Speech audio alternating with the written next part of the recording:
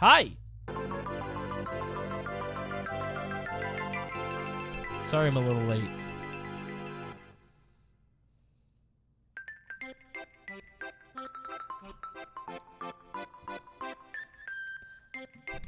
Hi. I wanted to keep it a secret like I usually do, but not tonight. I'm already here. Now that if I wear a button up, people already know. Not even a secret anymore. Hi, everybody. It's another episode of Cringe Confessional. I was so busy today, dude. It's tough. Like, I had to get everything ready before SmashCon and leave tomorrow at 8 a.m. I had to do the fucking packing. I had to go get a suit. I had to get a suit today. Because I don't know where my other suits are.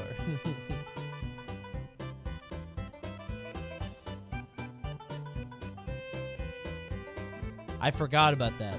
For what? For Smashies. I'm doing Smashies. Rare casual business, Coney. Didn't used to be rare. This used to be the norm. Different world. You're looking snappy? I don't know about that. I got a haircut. Looks kind of shitty. You can't really tell by this angle. I'm always a quarter inch away from looking like a fucking moron at all times. So I tell the guy like an inch and a half. But I am mere centimeters from disaster at all times. Yeah? You said before that you want to do a fistful of frags stream with chat. True, yeah, I did. Can I talk to you about hosting that at SmashCon? Is it that hard to do? I was just gonna do it one night, but I don't know what it looks like.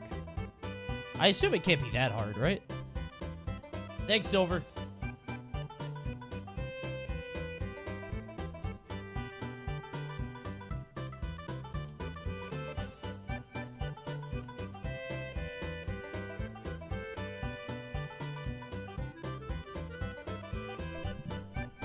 Okay. I'm probably not gonna wear the glasses tonight, right? It's a silly gimmick. We don't need it anymore. It also makes it makes thumbnails so hard. The thumbnails are so hard to do with it. Hold on.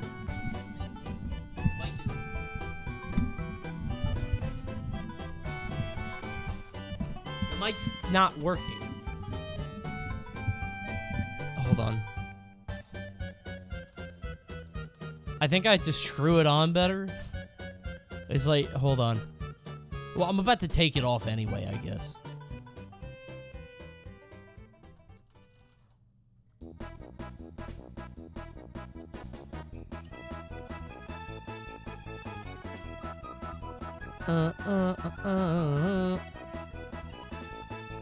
Mario Party music is magic. Is it just Cringe Confessional tonight? No, actually. We've got a couple things. Cringe Confessional is the first thing. Cringe Confessional used to be a full stream, but not tonight. We want to keep it, we're going to try to keep it like an hour, hour and a half or something, I think. So, yeah. Why is this not screwed on? I don't even know if I'm...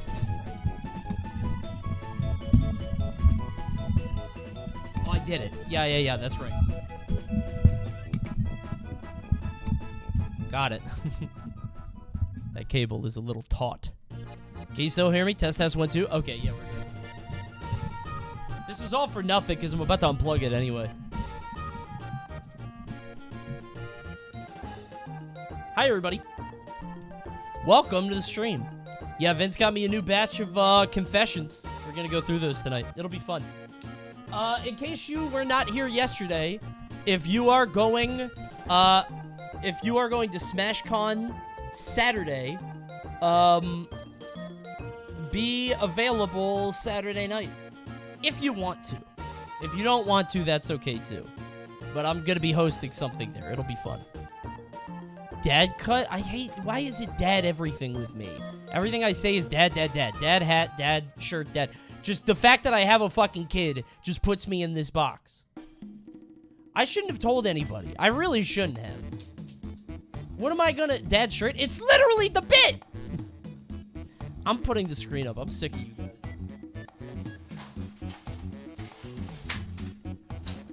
The fuck out of here. Oh, no. Hold on. There, now you're gone. Stupid. Is it from the backlog or is it only new ones? No, it's everything. We had thousands of them. Hold on, I haven't checked it in a while. Let me look. Responses are at... Hold on. This Nintendo, the whoo! That shit kills me. I don't know why that was like their favorite noise forever. It's like a GameCube thing. The whoo! Hold on. All right, responses, we're at, oh my god. Oh my god, dude. Guys. All right. Guessing 3K?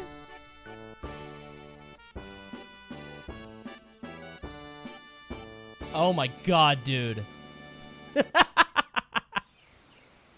Woo! Not my job to go through them. Somebody else's job, not mine. Somebody else. All right. Only 3,251 people. Only? For this? I want you guys to know, Vince has to go through all of those. Vince literally has to go through each and every one. Tabbing through all of you guys saying how you pooped your pants when you were 5. Or you said a word that you didn't mean to say by accident. He has to go through each of those individually. Give us the glasses? Hold on, what? $25.95. I'll do glasses. Prime now. It's a hard thing, because with the glasses, it fucks up the thumbnail. Alright. How's this? Good? You have to zoom out a little bit. I think we're good. Alright. Beautiful. Oh, gorgeous. Just like I remember it. Thank you, the OG. So, I want you guys to know, played a little bit more Call to the Lamb today. A lot of you died.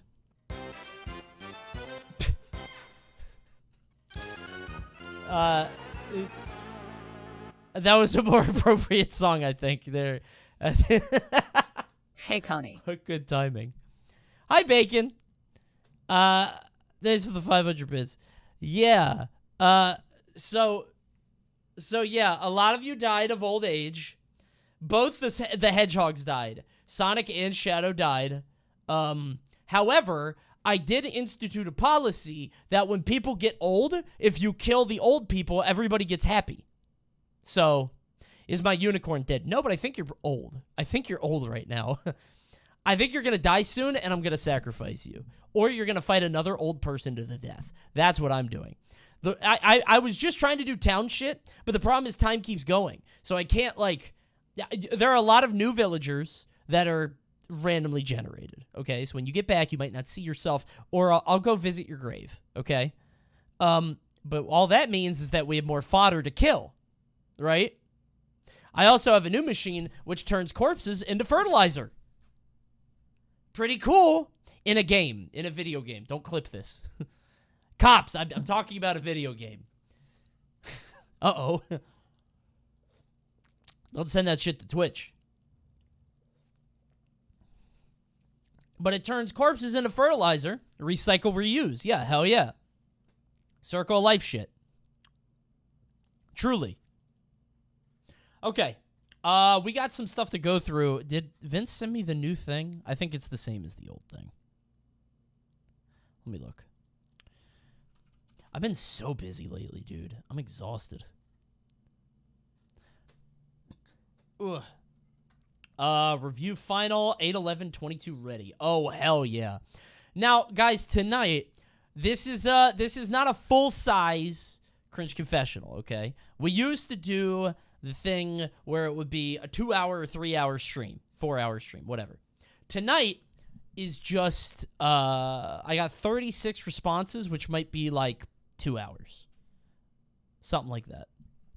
And then we got something else, and then I might play a little cult. I don't know. Might visit the town. We'll see.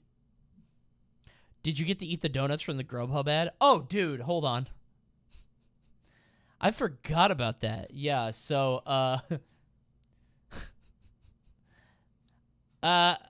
if you guys didn't see...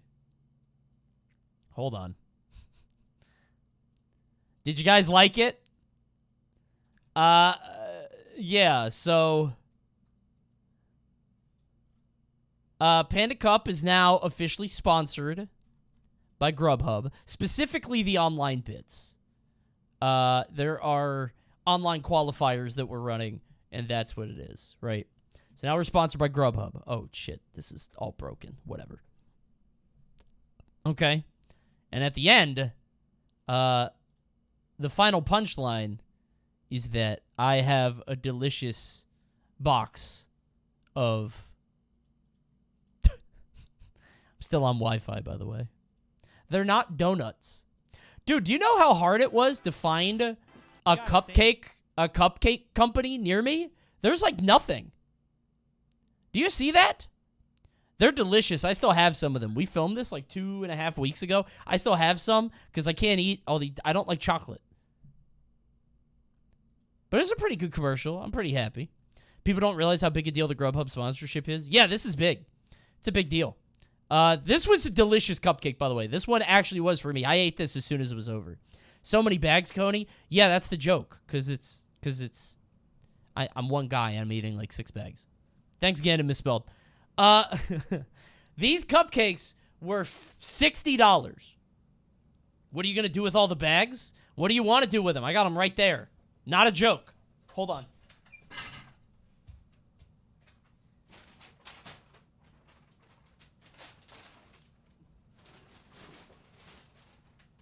You think of funny Grubhub content, and we can do it together. But nothing disparaging the product. Be nice. How about we order 5 bags of cupcakes just for me, you know, for the bit. Okay, there's nothing in those bags. They're all empty. They just sent me bags. And they sent me silverware, too, which I didn't use, right? But yeah, they're the partner of the Panda Cup. So now Grubhub is part of woohoo, and I ate a lot of those cupcakes except the chocolate ones. There's like cookies and cream, and then there's like chocolate frosted. It's gross. I don't know. I'm not a chocolate guy. But yeah, I got to eat them all. I have the opportunity to eat them all. They're $60 cupcakes for a dozen, so they're fucking expensive. Good lord. $5 each. Ugh. But they were good. There's no, like, cool bakeries near me, so I was happy to find that. Did you really do Pokemon Stadium lines? Yeah, that was my idea. A few weeks ago, I tweeted, link me your favorite Pokemon Stadium lines. I feel like it didn't work as well without gameplay. We couldn't use gameplay in the commercial for some reasons. And I was a little disappointed by that, but hopefully people liked it. Whatever.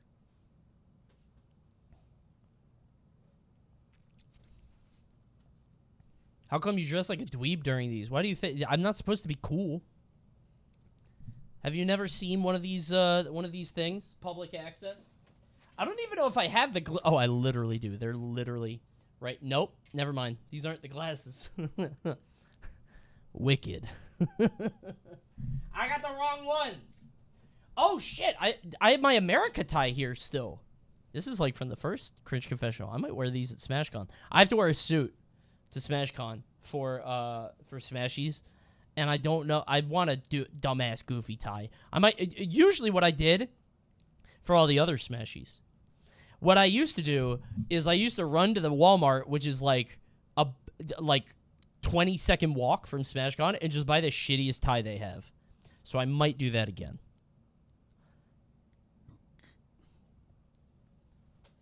It's fun to do. Can I just hit these lenses out? Can you tell if it has... No, because you're going to be able to tell. Tiny Coney? Oh, jeez. I forgot he was there. Sorry. Whoops. Let's go ahead and get rid of that guy. My bad. Wait a minute.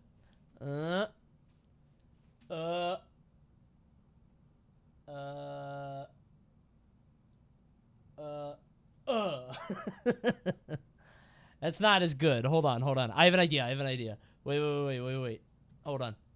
Okay, you ready? Oh god, this is gonna be hard to do.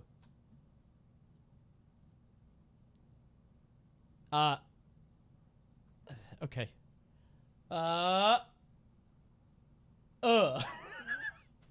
It's really hard to do. He keeps popping up. This is so stupid. All right. I tried to make him do this. See, what I was trying to do is this. Oh, no, that didn't. No. Hold on. It's going to be really funny when I get it. Wait a second. All right, hold it. But, okay. I was going to try to do this. But I need 2 hands for that. I got, like, headbutt him. No, because then he's going to move. It doesn't work. It's not the same. It's stupid. This is stupid, and I'm going to stop doing it now. All right. Can I pop these lenses out? I feel like if I pop the lenses out, it doesn't count. Like, you could tell, you know, and it looks shitty. But if I have the lenses in, it looks bad in the thumbnails. It doesn't work. You can't tell all that much without lenses? Whatever. We're at 2602. You guys earned it. Thank you guys for the subs. Let me look. Have small, tiny Coney as the co-host. No. Oh, this sucks. Yeah, see, look at that. I'm going to pop one out. Let's see. Oh, my God, it came out instantly. Oh, dude. Well.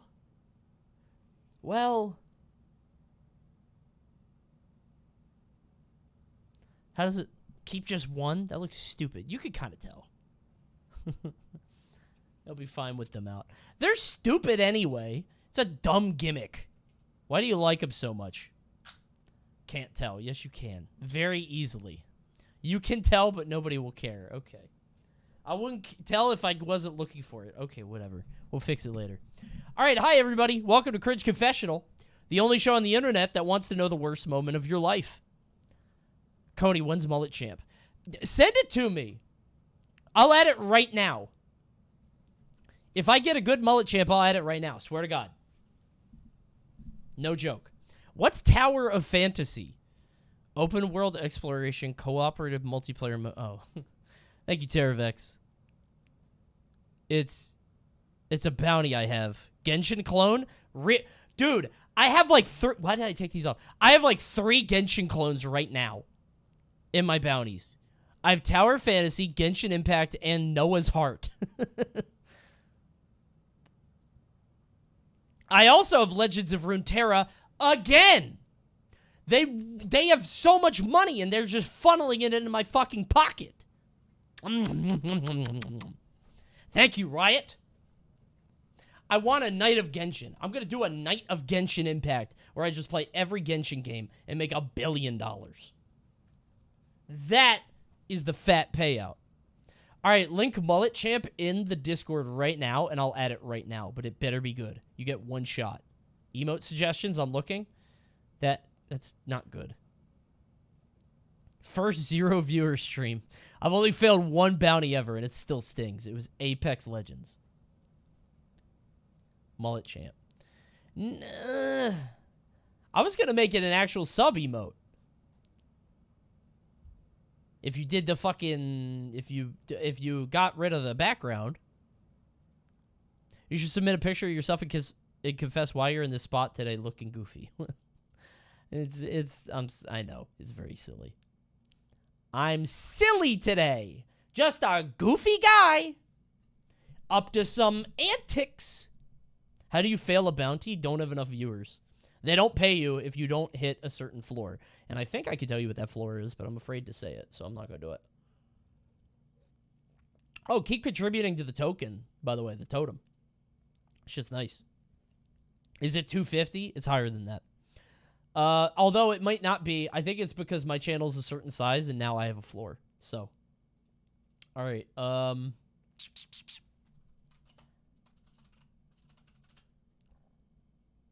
What was the... Oh, I should have saved the song.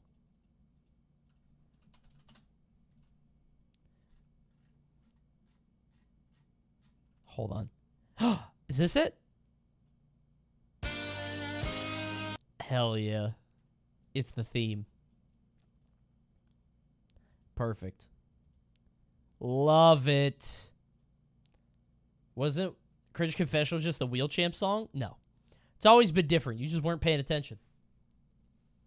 Okay.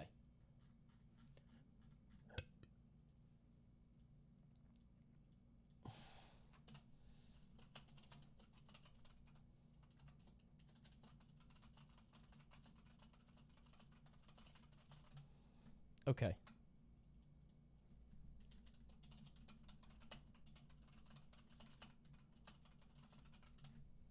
All right.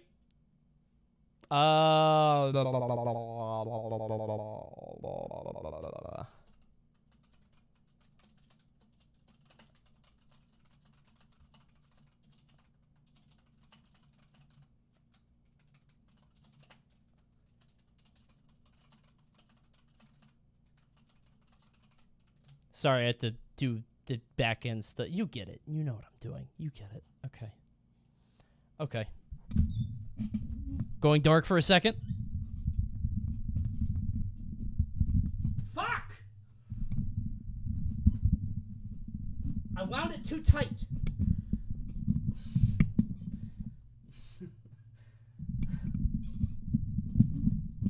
It's so...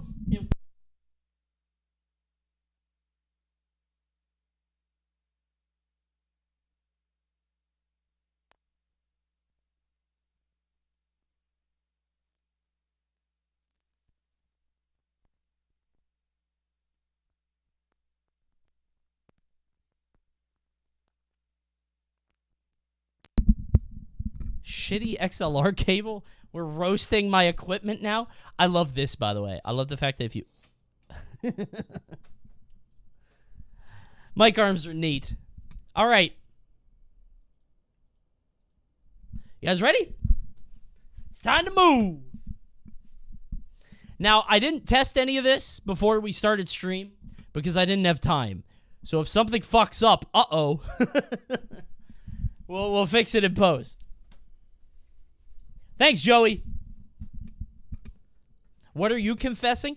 I put my cringe into it. I'm not going to say what it is. I don't even know if it'll come up. Just if you see me blush a lot, that's me. If my face goes red, I definitely submit it. Yeah. No way that could come back to bite me saying that. I'm going to blush all night. Oh, yeah, this is a special Coney-only episode. It's 2 hours of everything bad that's ever happened to me. I do have some terrible stories. I actually have not submit them yet. I submit one story, but it's not really a big deal. It's not poop. How much poop do you think we'll see tonight? Seriously. Before we get started, all these fucking shows are stories of pooping your pants. That's like the whole show. There are... Tonight, we have 36 stories, okay? How much of that is poop, you think? Half? 18? Remember, these are all vetted by Vince, so. I hope mine is in there. Did you poop? Did you poop your pants? Are you a little baby poo-poo boy?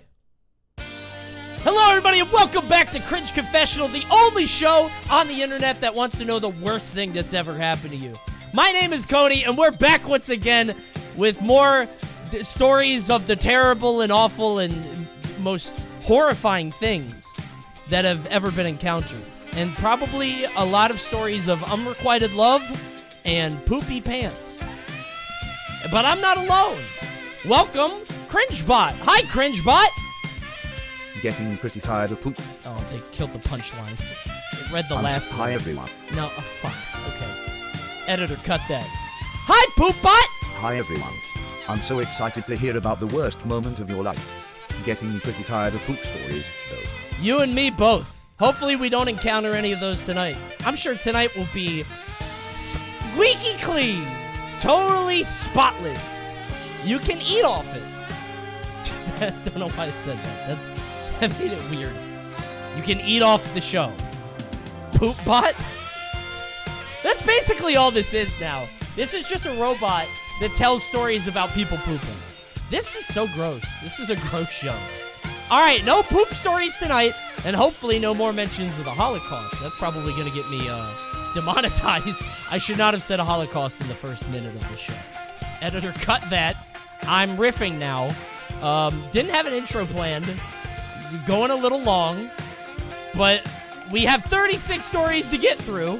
Let's go ahead and get started, shall we? This is Cringe Confessional. Thanks for stopping by, and keep cringing. I thought that was the end of the song. Keep cringing. A magical ending. One of the worst intros I've ever done. In any medium. In any medium. I usually prepare them. I actually usually like try to get through, like I get down what I'm going to say. I didn't have time tonight, so that was all off the top of the dome. I can't freestyle, so there you go. All right, let's get started. I'm at college for firefighting, and we had a search and rescue signing. Hold on. Remember when I said there might be an issue? What the heck is that?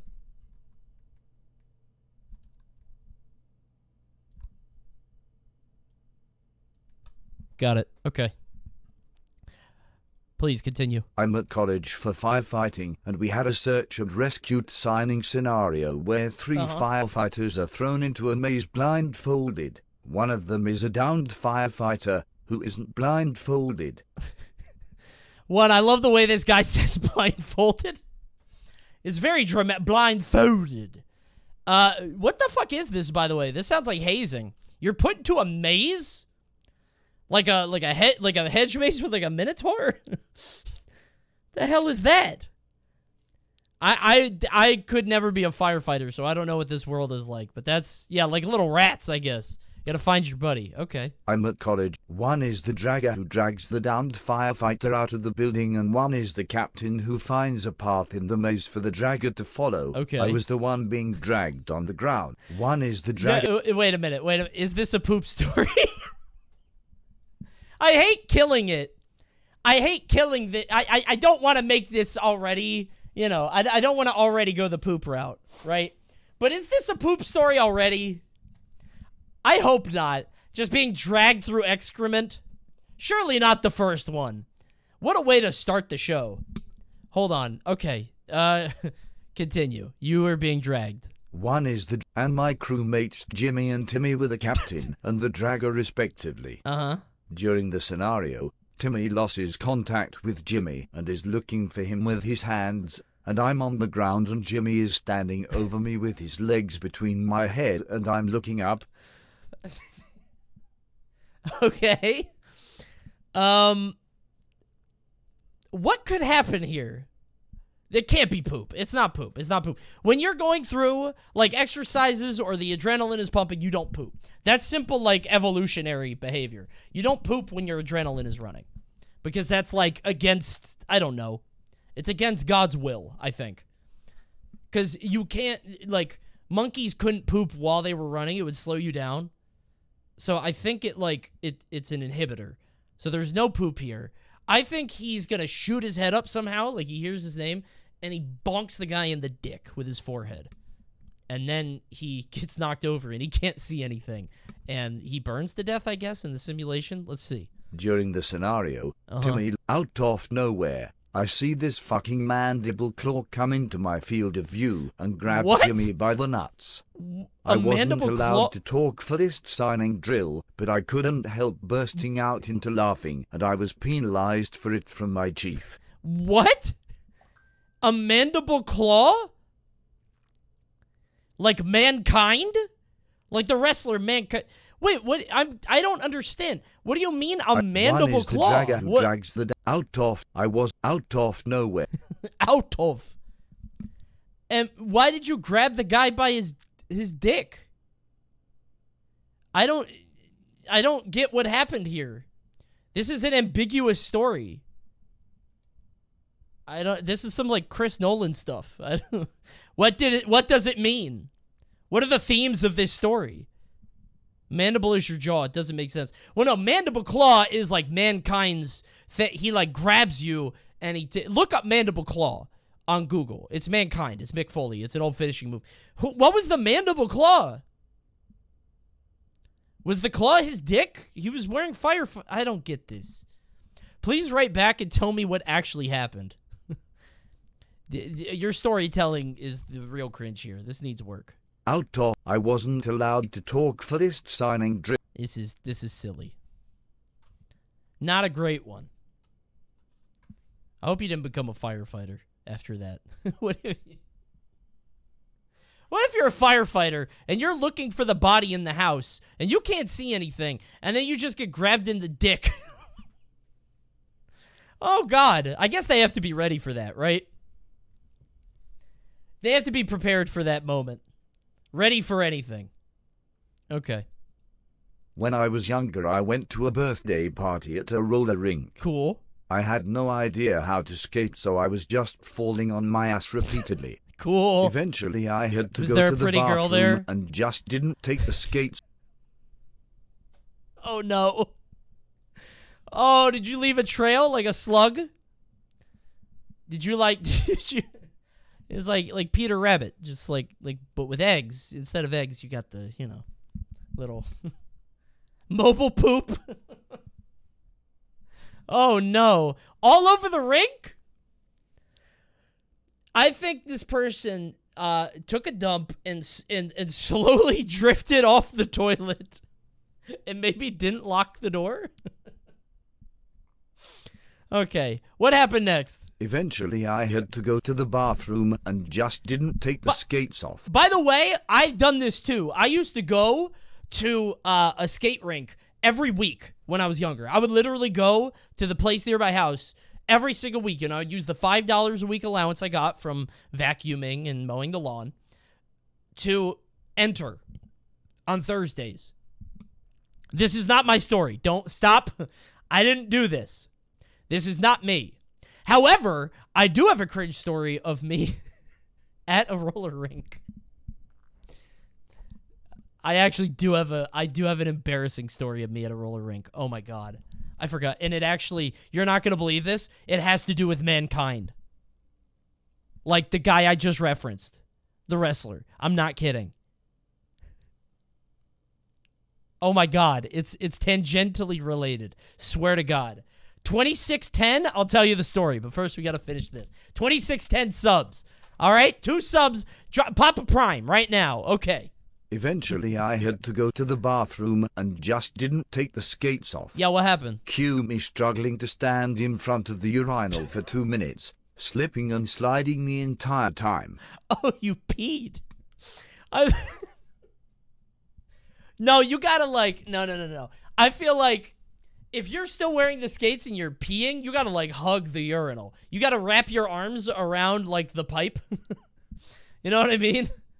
You gotta like lovingly embrace that thing. There's already pee on the floor anyway at pretty much every urinal. I don't know why you expected a skating rink to be any less hazardous. Oh, please don't tell me you fell. You better not have fallen. Cue me struggling to stand in front of the urinal for 2 minutes, slipping and sliding the entire Thanks time. for the host, Tito. Eventually, I just pissed all over myself and stumbled out the bathroom. Oh, God, dude. Hold on.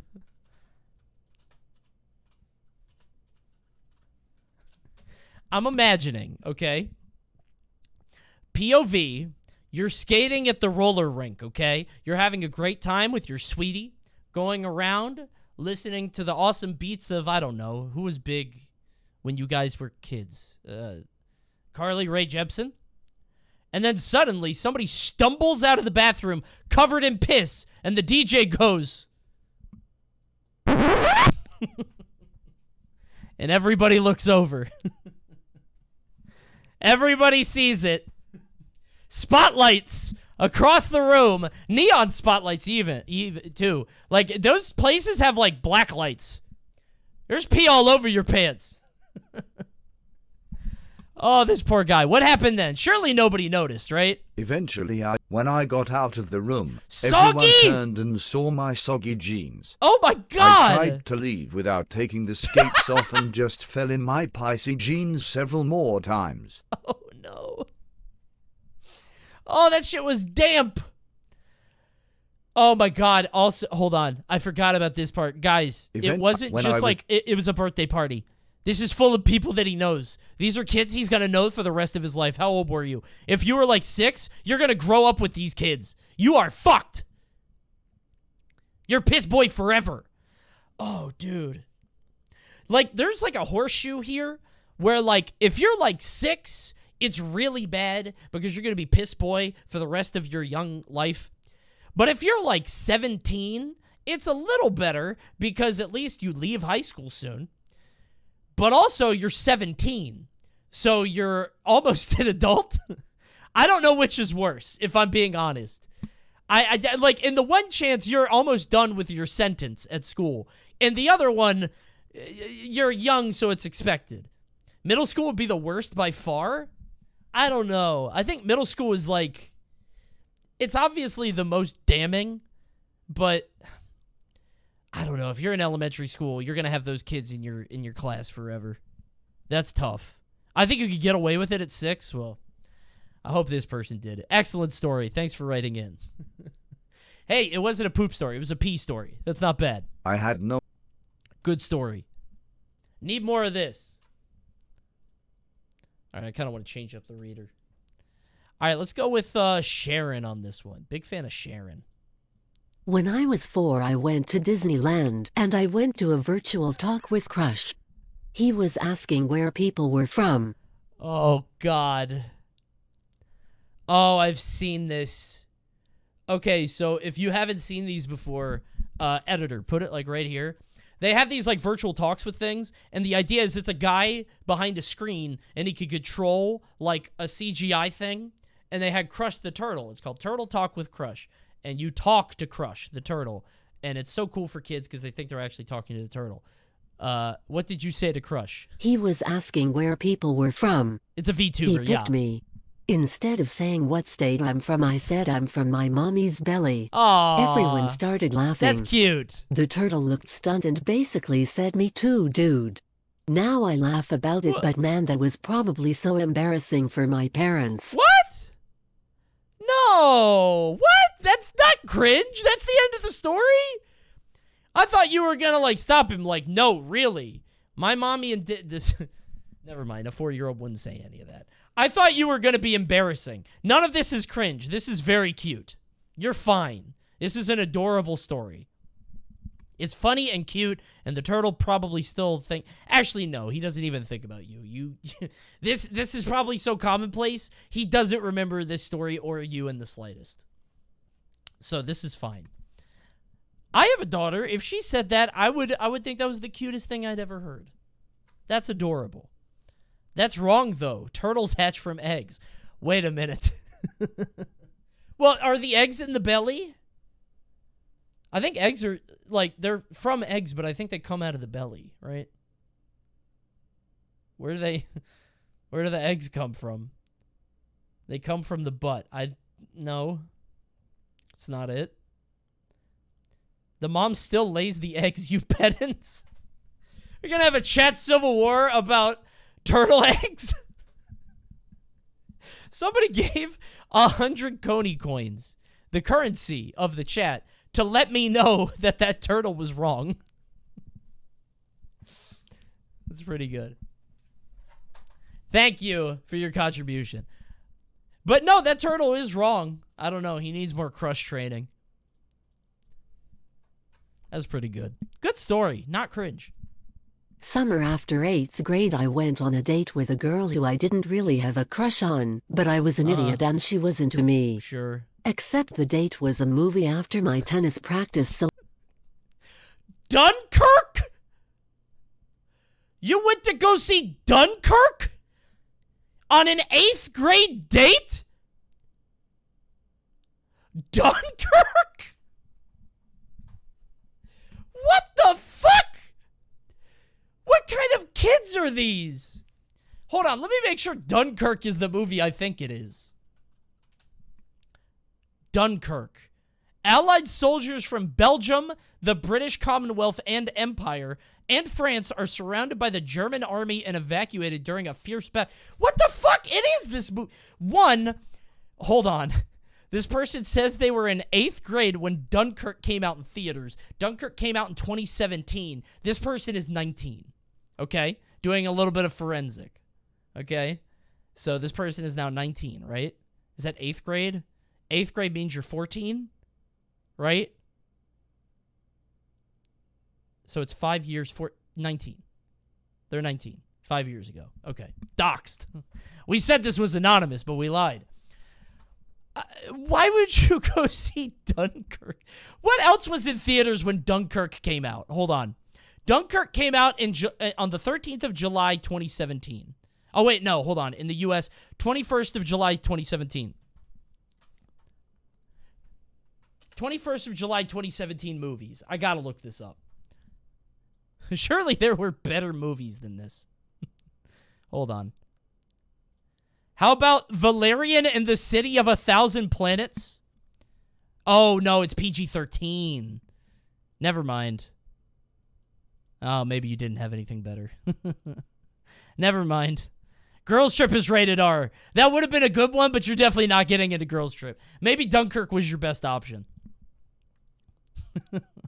Oh boy, a war movie. Anyway, I'm sorry. This is a very romantic story. Keep going. Except the date was a movie after my tennis practice, so I went straight to the theater after tennis and had a bit of waiting time. Okay. Ended up having time to think and decided to just leave to get the bus home because I wanted to play Overwatch with my friends. Based. So I texted her and had a whole argument with her friend over text while I was on the bus home. That's kind of fucked up. So, I don't know why I thought it was okay if you didn't tell her. For some reason, my brain was like, LMAO, you stood her up and you didn't show up and played Overwatch. But for some reason, you telling her, in my head, is like, oh, what an asshole for telling her that. My brain is backwards. You did the right thing. So I texted the entire bus home. While I was explaining why I couldn't go on a date with her, I was just thinking about how to hit sick clips as Tracer. An actual 8th grade brain. There's nothing wrong with this. By the way, great character choice. I'm also a Tracer player. I want to be Tracer. I'm a big fan of this thought process. This is what you should be doing, bro. You should be gaming. In 8th grade? Oh, wait, no, you're going into 9th grade. That's what it is. When you're in 8th grade, you're still thinking about gaming and, I don't know, drinking from the hose. Eating popsicle on a hot summer. You're not thinking about girls yet in 8th grade. You're so young. You're like jumping rope and hopscotching. I have no sense of. I'm thinking of like 7-year-olds. Kids are either little tiny babies or fully grown teenagers. Whatever. Until you're in 9th grade, girls just aren't a big deal. So I get it. I hope you didn't do this in 9th grade and onward, because after that, you know, you got to be a little bit more attentive and nice to your dates. But at this point in your life, good story. Teenagers are so horny, dude. Not this one, apparently. This teenager is so unhorny, he wanted to go see Dunkirk. Of all movies. 0 for 4 on poop. We have like half a point for pee, though. Coney got the Nickelodeon age ranges. Yeah, I don't know why. I think of kids' ages the same way I think of The Sims.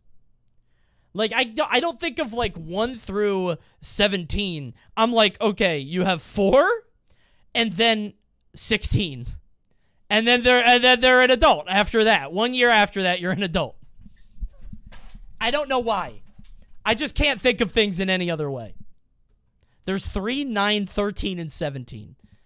But are 9 and 13 that different? Honestly? A 9-year-old would like Buzz Lightyear.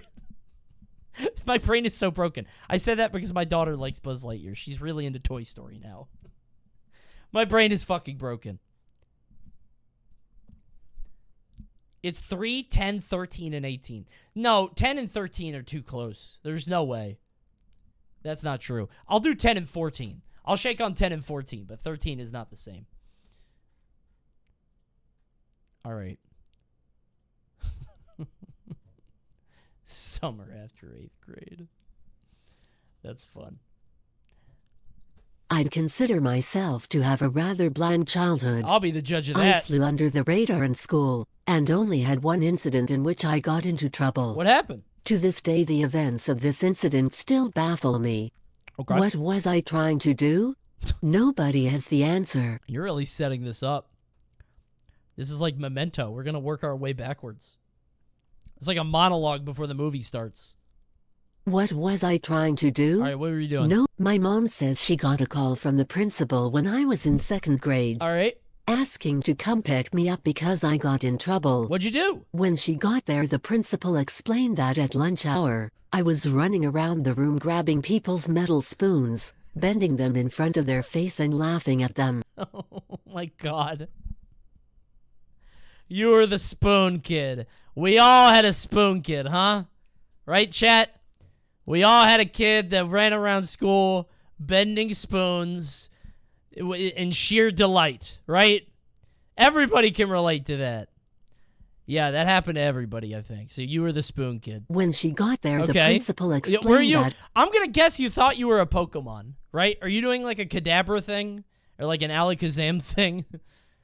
I don't know why I'm thinking this is like a Pokemon thing. When she got... This happened 6 times before a teacher noticed and took me to the principal's office. The teacher definitely saw you the first 3 times where they're like, oh, he'll tire himself out. He probably doesn't like that kid, and then that kid is probably friends with the other kid, and then by the 3rd kid, you get a little suspicious. You're like, all right, well, this kid's getting kind of weird.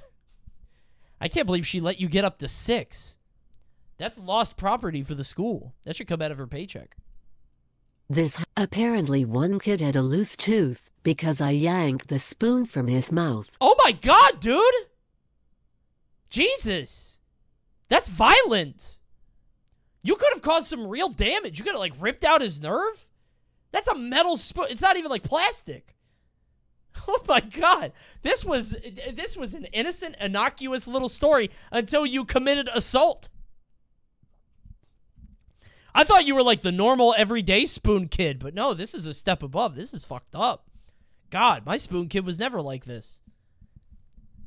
Ugh. Why are you bending them? Apparently, what was wrong with me? I don't know. That's a very strange thing to do. Now, you were in 2nd grade. I think kids are always weird in 2nd grade.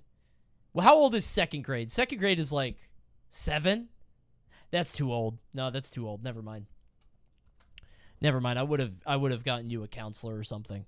I would have taken you to a to an institution and be like, "Hey, my kid's kind of fucked up." I would have sent you to Dr. Phil and have him send you to the boarding camp or whatever that is. Phil, please take care of this kid. What you need to do is just leave people's spoons alone. You guys ever watch Dr. Phil? That show is crazy. Oh my God. What an animal. To the ranch. Oh, Dr. Phil is some quality TV. Content therapist. And quality TV in that it's just anything that happens on TV before like 2 p.m. is the most unhinged shit you will ever see. And I think they hide it there so that people don't know it goes on. 2 p.m. TV is psychotic. It's my favorite time of day. It's just Dr. Oz making up shit. It's Wendy Williams going off script. It's terrific. 2 p.m. TV is the best. And you have Price is Right, so. At college, we have this Facebook page where people would post anonymous love letters. Cute. Because it was the first year, a lot of the love letters would have no name and be about how nice a person looks. Okay. I was the only person in my Missed civil connections. cohort to have brown skin, a beard, and green eyes. Ooh. One time, my You friends sound told me handsome. in a letter that said, to the Indian guy who is doing civiling, you have the most beautiful green eyes. Okay.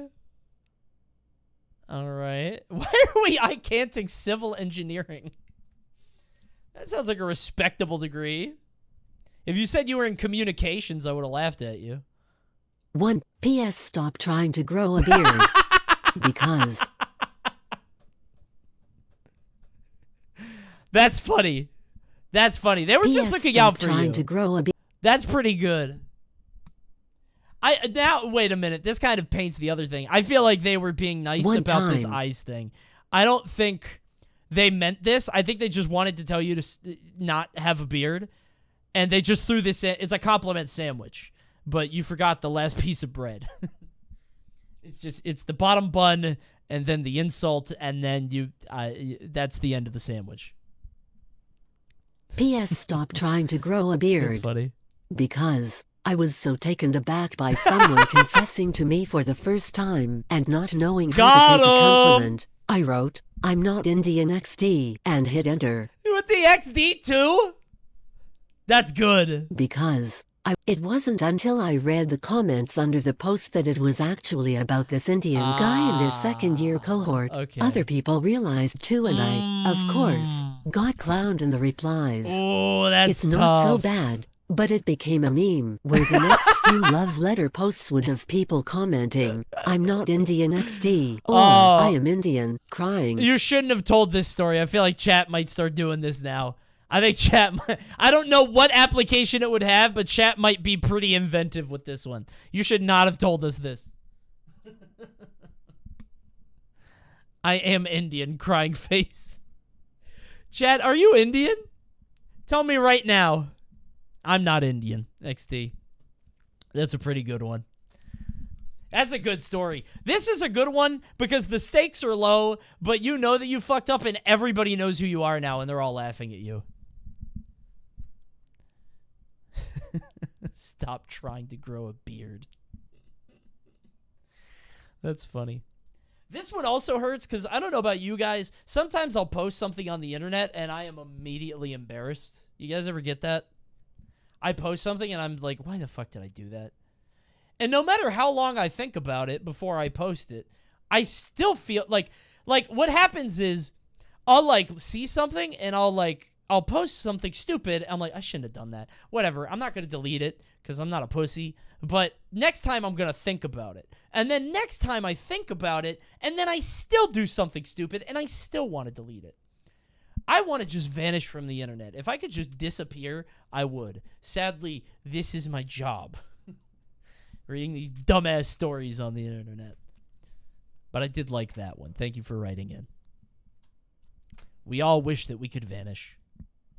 I was hungover after drinking 20 beers on Halloween. 20 beers? Is that normal? I don't drink. That sounds like a lot. 20 is too many. Okay. Thanks. Thank you. Thank you. 20 is too many. You die from 20 beers? Is this Andre the Giant?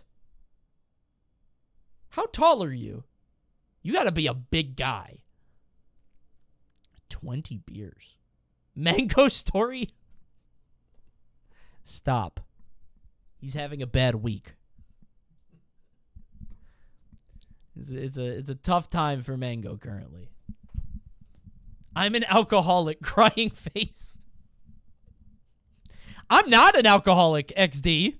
I don't drink XD. That's funnier. That's better.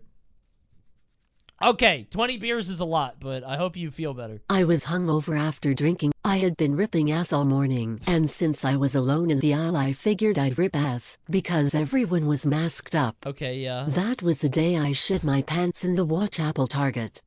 I left without buying anything.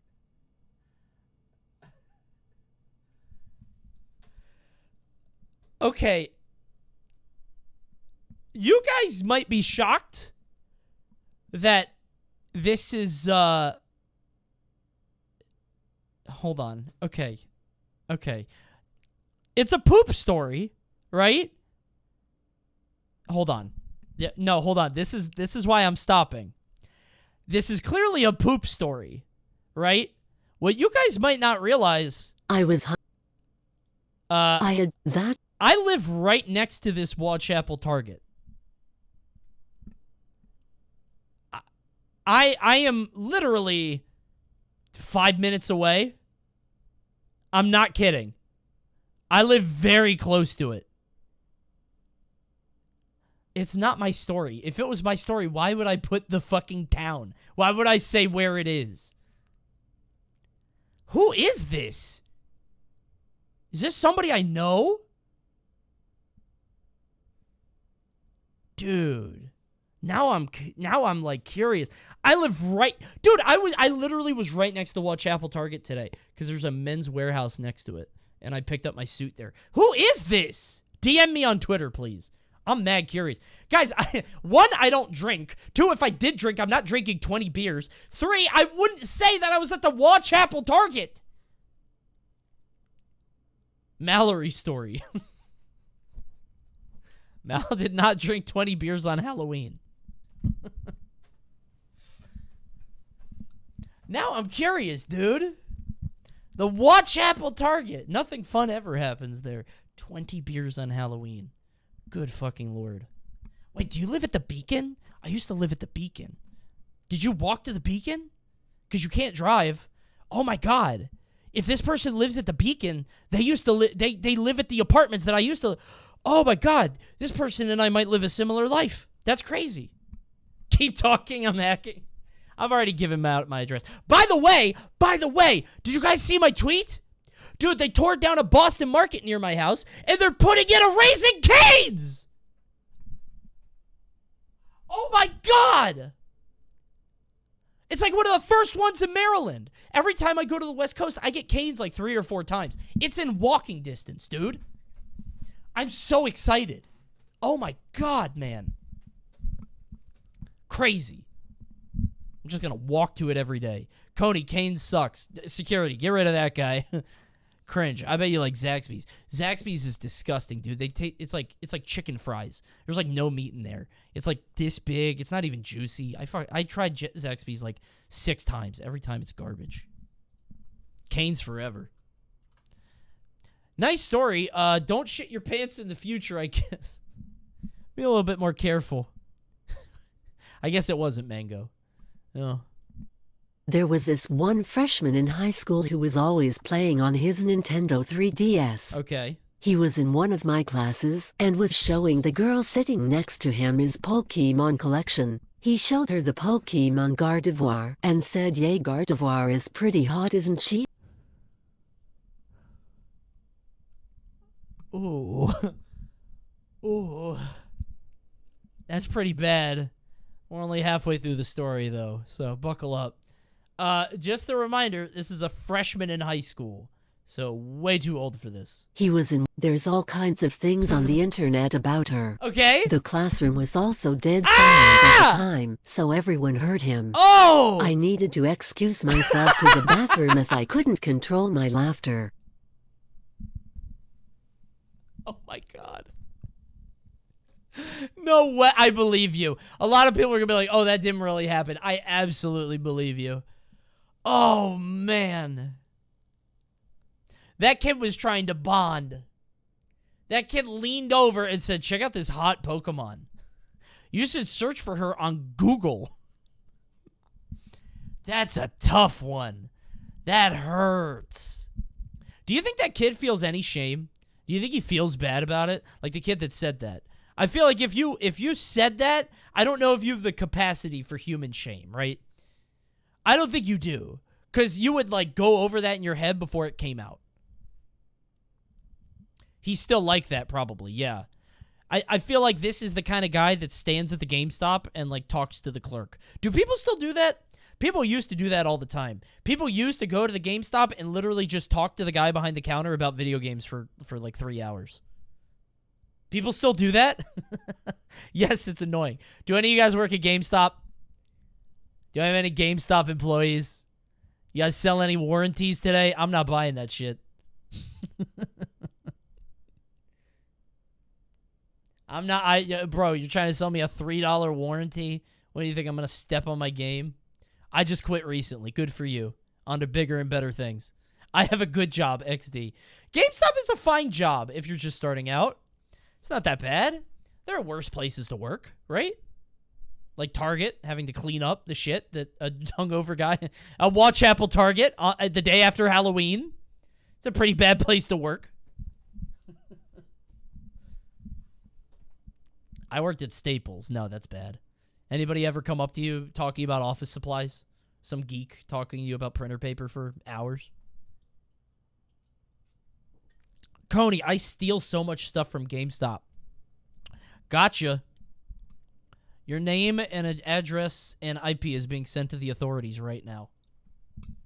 This has all been a elaborate sting operation to get criminals. Get the cops. You guys know my GameStop strat, bro. I don't know if it's illegal, but that shit works. I've talked about it before, and I'm not going to say it again. I'm not stealing from GameStop. I'm just saving some money. Oh, wait, I forgot about my roller rink story. Okay. Do you guys want to hear this? Do you want to hear my story? If you don't, it's okay. We can keep going. I don't want to hold things up. Yes, no, no, yes, no, no, yes, no, no, not really. Okay. All right, we'll keep going. We'll keep going. How about 2620? 2620, I'll tell the story, okay? 2620. Not anymore. Yeah, the moment has passed. 2620 subs, I'll tell my story, okay? Just drop some primes. Thank you. This is pretty good. This is a good one, by the way. This is nice.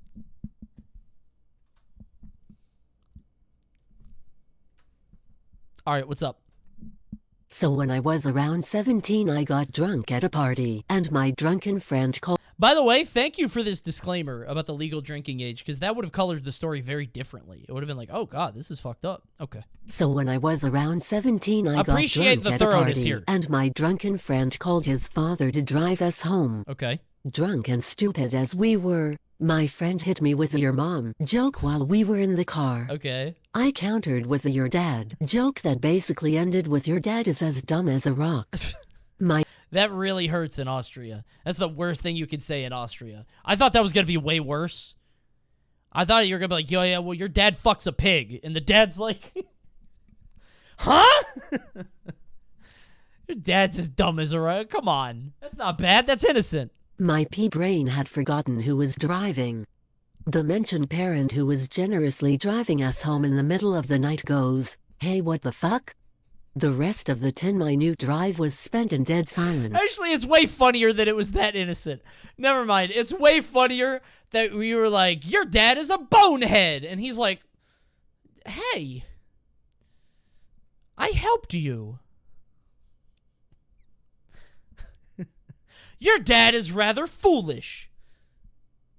Hey, it's not nice. Just dead quiet in the car ride home. What did I do? Crashes the car. But only on the side that he's on. That's a funny story. That's pretty good. This is like a terrible thing to happen in Austria, I guess. Oh my God, thank you for the gifties. Thank you, Take Siege, for the 4 tier 1 gifties. Oh my God. And thank you guys for the primes. Sorry I missed them. Chugabit, Miles, Mitchie J. Thank you guys for the primes. Appreciate it. Okay, here's my roller rink story. Okay. I have a scar on the top of my head. I don't know if you can see it. You see it right there? Like right here. Okay? You see that? I've only been to the hospital one time ever. When I was, I think, I had to have been 10 or 11. Okay? Like I said, I used to go to the roller rink every week. Every fucking week I would go there. And I would, like, really try to be cool by going as fast as possible. Like, I would go as fast as possible on the rink, and I thought people would be like, whoa, look at that fast kid. He's zooming. What a cool 10-year-old going fast at the roller rink. And the referees on the roller rink who had, like, the referee shirts, they would always tell me to stop. I never stopped. And I was really good on skates. I was very good at inline skating. But one time, I was trying to transition off the roller rink to the arcade, okay? And I was going crazy fast. And normally it wouldn't be a problem. And I would have landed the dismount and exited perfectly and expertly. But somebody had spilled Sprite on the arcade floor. Now, if it was Coke or something dark, I would have seen it. But they spilled Sprite on like a white roller rink floor. So I slipped. And I'm going crazy fast. And there's a skee ball machine in front of me. And I fall, and my body starts, instead of the skates going forward, my body starts turning, and I'm going head first into the skee ball. And I bang my head on the skee ball machine. It goes, makes a loud noise, right? And the music stops. Like, everybody in the roller rink is looking over at me now. And it's a pretty big place. There's probably like 100 people in there. The DJ stops the music. And I feel no pain. Seriously. I think it's because I was going so fast. It's the adrenaline. Like, it's public. I feel nothing. There's nothing wrong. But everybody's staring at me. And I'm like, why is everybody looking at me? I'm fine. I'm okay. And I, like, put my hand up. And as I put my hand up, as it's going up, I feel something hit my hand. And I look down. And it's just dark red blood. Dark red. Like I hit a fucking artery in my head. I don't know if that exists. Really bad blood. And it's like starting to gush. Now, it's a very gross story. But the embarrassing part comes in that around this time, I was really into the WWF. I was a big fan of professional wrestling. And Mankind was like the guy, right? He, like, would take these bumps and have a tooth going through his nose. I felt no pain. I felt like I was Mankind. I sat there while people were, like, trying to help me. Like, the nurses and the people trying to, like, you know, come by and make sure I'm okay. And I was, like, doing the Mankind thing where I'm, like, smiling, acting unhinged. I'm pretending to be the Joker. Like, I like the pain. I feel nothing. I enjoy it. Have a nice day! Just this psychotic 10-year-old acting like a cool pro wrestler. Who is psychotic, by the way, in character. I was acting like the Joker. They probably thought I was brain damaged. It was really, really embarrassing looking back. I was, like, smiling. I did this to make sure the blood would, like, go down my face, you know, for dramatic effect, for, like, the camera. There wasn't a camera, but I wanted, like, I wanted it to be, like, a spectacle, you know? I was really milking it a lot. Yeah, I had a theater kid. Yeah. I think I got 8 stitches. 8 to 12 stitches. I don't remember. But it didn't hurt that bad, and it's the only time I've ever been in the hospital. The Crimson Mask. He is split in half. So yeah, if you ever wonder why I have this scar on my head, right there, hit a skee ball machine. I'm pretty sure the skee ball machine went off too. Hold on. Do you guys know that sound the skee ball machine makes when nobody plays it? Hold on. Let me see if I can find it. I fucking love this song.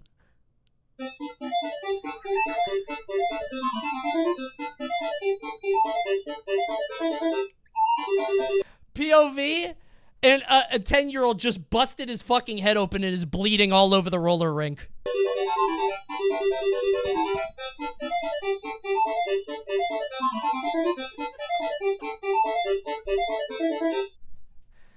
I'm gonna get fucking DMCA'd. What's the other song? They have 2 songs. It's the you know? Skee ball jingle. When you put money in. Now it's killing me. This isn't it. This is Chuck E. Cheese skee ball jingle. Okay. If that's the first time you were in a hospital, where were you born? What? What does that have to do with it? I just didn't have many problems when I was a kid, bro. I never broke an arm. Nothing bad ever happened to me. All right, anyway, sorry. This is a long detour, but I thought you guys might like that story. Press 1 if you like that story. Don't press 2. All right. I remember when I was around 11 or so, I went to a restaurant with my family. Cool. Normally, when I went to the bathroom at this restaurant, there was no one in the stalls, so sometimes I had fun and kicked them open. Okay. Now, after finishing my meal, I went to the bathroom. It looked like, again, no one was there. I did my classic kick open the doors, move on one of the stalls. What happened next? To my absolute dismay, the door did not swing open, but instead stayed shut and made a big thunk, the door shaking slightly from the impact. That shit's like It's vibrating. You and somebody else alone are in this. Oh my god. To my absolute dismay, yes, for once there was someone in there. I felt my feet grow cold from the realization of what I had done. Oh. I then quietly went to another stall, did my business and left the bathroom. To the person who I kicked the stall door of, I am so fucking sorry You're for fine. probably giving you a heart attack. Hey, if you're in here and this guy kicked your stall, can you please forgive him? Chat. Hey, comment below if you forgive this person.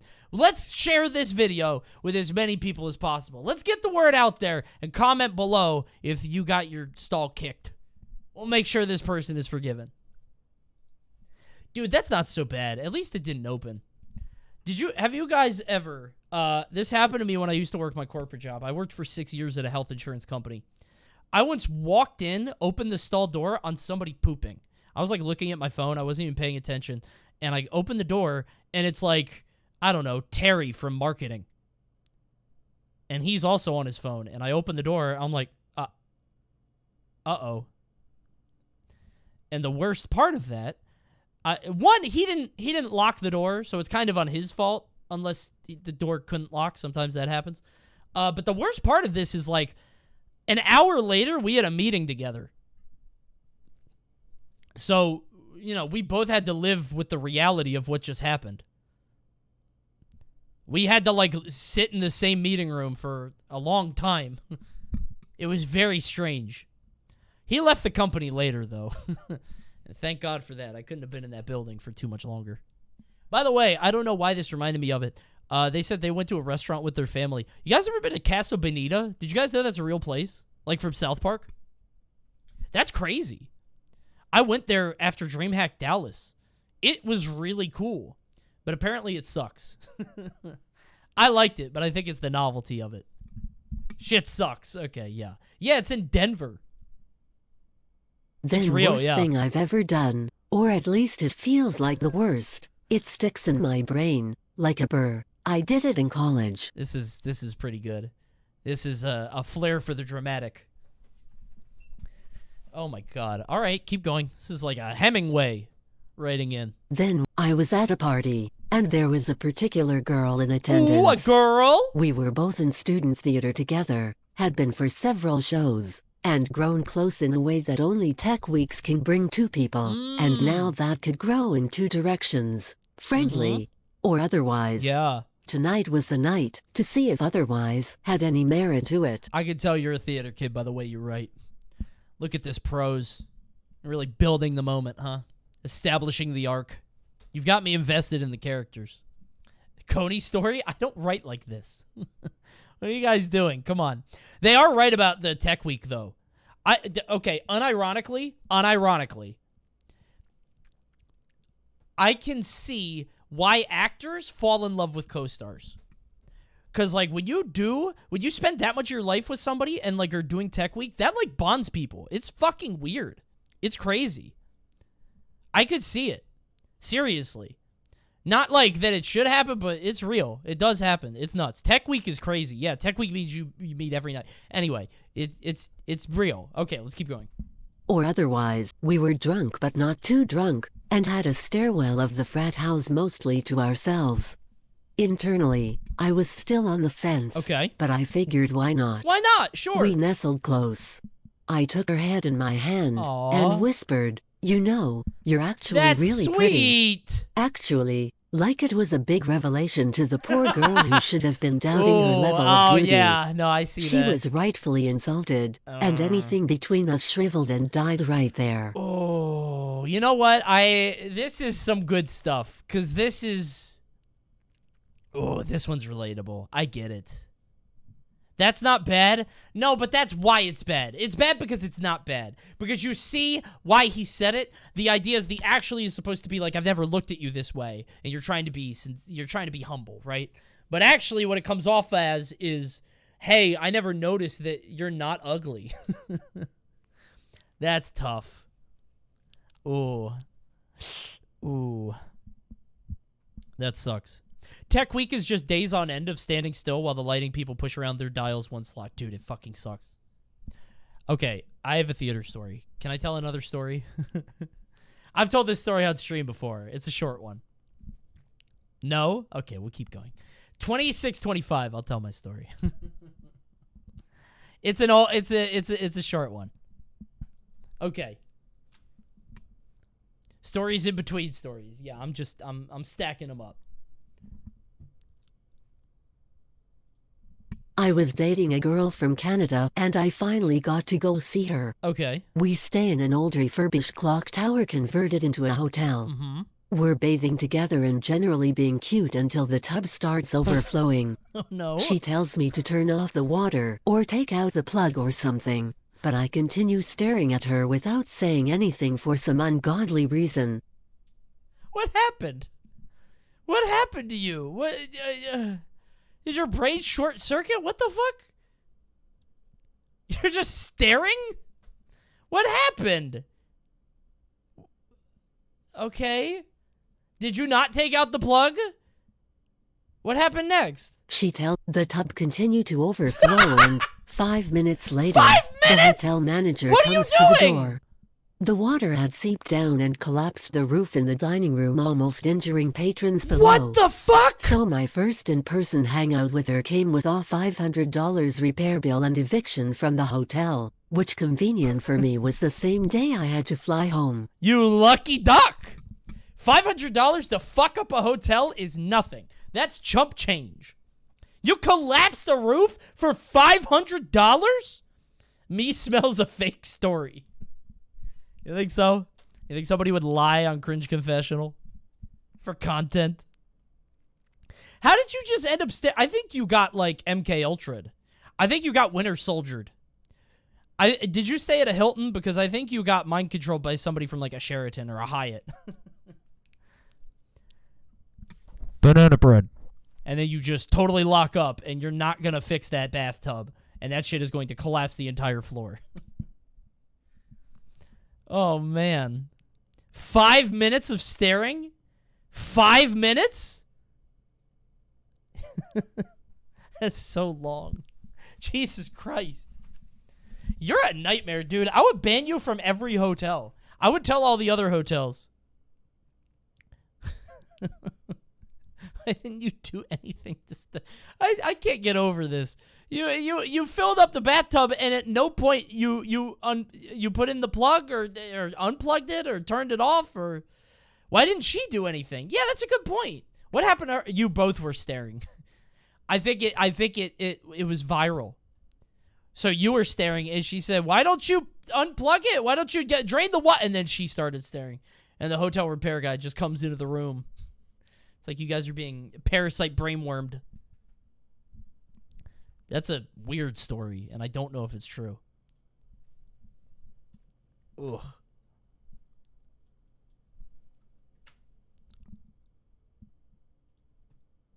A few years ago, early in high school, I was invited to one of my friend's birthday parties. Cool. Me and my Fun. girlfriend at the time went together. Uh-huh. For some godforsaken reason, I was so down bad for this girl, I allowed her to convince me that the "oh, what please" stuff was cute. Oh, man. Close to the end of I am forever. Hold For on. some godforsaken reason, I was so Okay. down bad for this girl, I allowed her to convince me that the "oh, what please" stuff was cute. Uh-huh. Close to the end of the party, She asked for a picture with me. And then said we should strike the pose of the time. Oh, the one with your fingers and feet no. pointed together. Oh, no. Oh, my God. There's photo evidence of you doing this?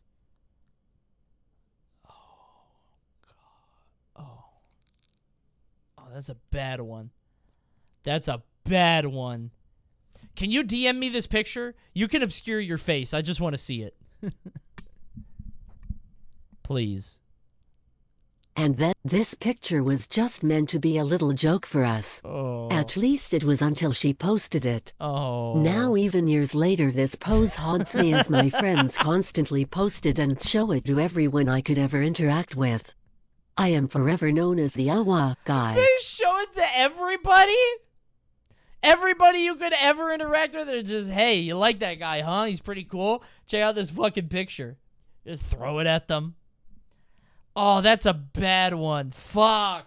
And that wasn't that long ago. That's only a few years ago. So you have your entire life ahead of you being the uwu guy. That sucks. Oh, man. I wonder how many people are going to get caught up in that. High school dumbasses thinking that the whole, like, thing is funny. God. TikTok is ruining a generation. I guess they always had stuff like that. The girls and guys in my high school always did this. That was always, like, the thing. Girls, like, thought this was the face. Yeah, that seemed pretty common. Also, all the girls of my generation think this is the funniest face you can ever make. It's like lips up, like. You know what I'm talking about? Do you guys know the face I'm talking about? Have you guys ever seen it? It's like a TikTok thing. Women love that face. You know what I'm talking about, right? Like women like a creepy face. You know what I'm saying, right? I can't do it. I have too much testosterone. The funny friend face. Yes, the funny friend face. Women of a certain generation fucking love that. The double chin face. Yeah, it's like you shoot from below and you do like that kind of thing. Like you're Jim Carrey. I guess guys have that too, but I don't know what's the guy unfunny funny faces. There has to be something. Like the Ego Raptor face? Kind of, but you have the lips like pulled back, like big teeth. There's got to be a silly guy. Literally bat chest pogging? I guess that's it. I guess so. You're right. Maybe. That's funny. That's a good one. That's pretty good. I used to be really good at doing that face. I'm pretty bad at it now. I guess it's all in the angle. No, because I pog unironically. I do too, but I'm literally getting chicken and egg. Like, I don't know if I'm pogging because I'm a streamer or if I would pog anyway. Like, when something happens, I'm like... Literally. Anytime, like, it just happens to me when I'm streaming. But I don't know if I would do it if I wasn't You know what I mean? I think I'm stream-brained. When I was in like 8th grade, I went to some sort of church retreat for a couple of days. Okay. And I met a girl named Caroline whom I really liked. We had a bunch of the same interests and stuff. But my self-esteem was pretty low, so I didn't really think I had a chance with her.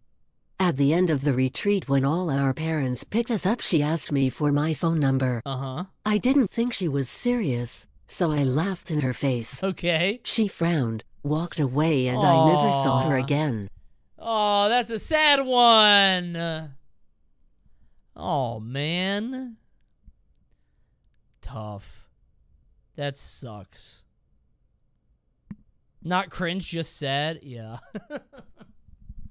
No, that kind of sucks. This one's common. We always hear these. Misconnections, whatever. But you were in 8th grade. Nothing was going to happen anyway.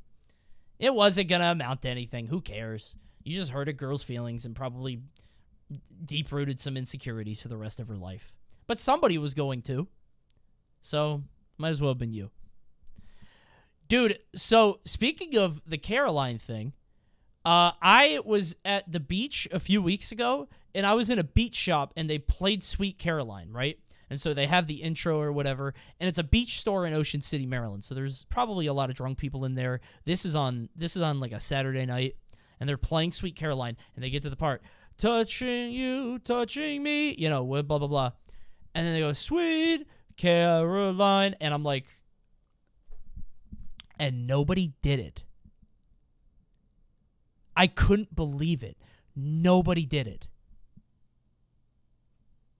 And like I wasn't gonna do it, right? Because I'm better than that, right? I'm not some fucking bumpkin, right? I'm here trying to buy some shorts and maybe a hat.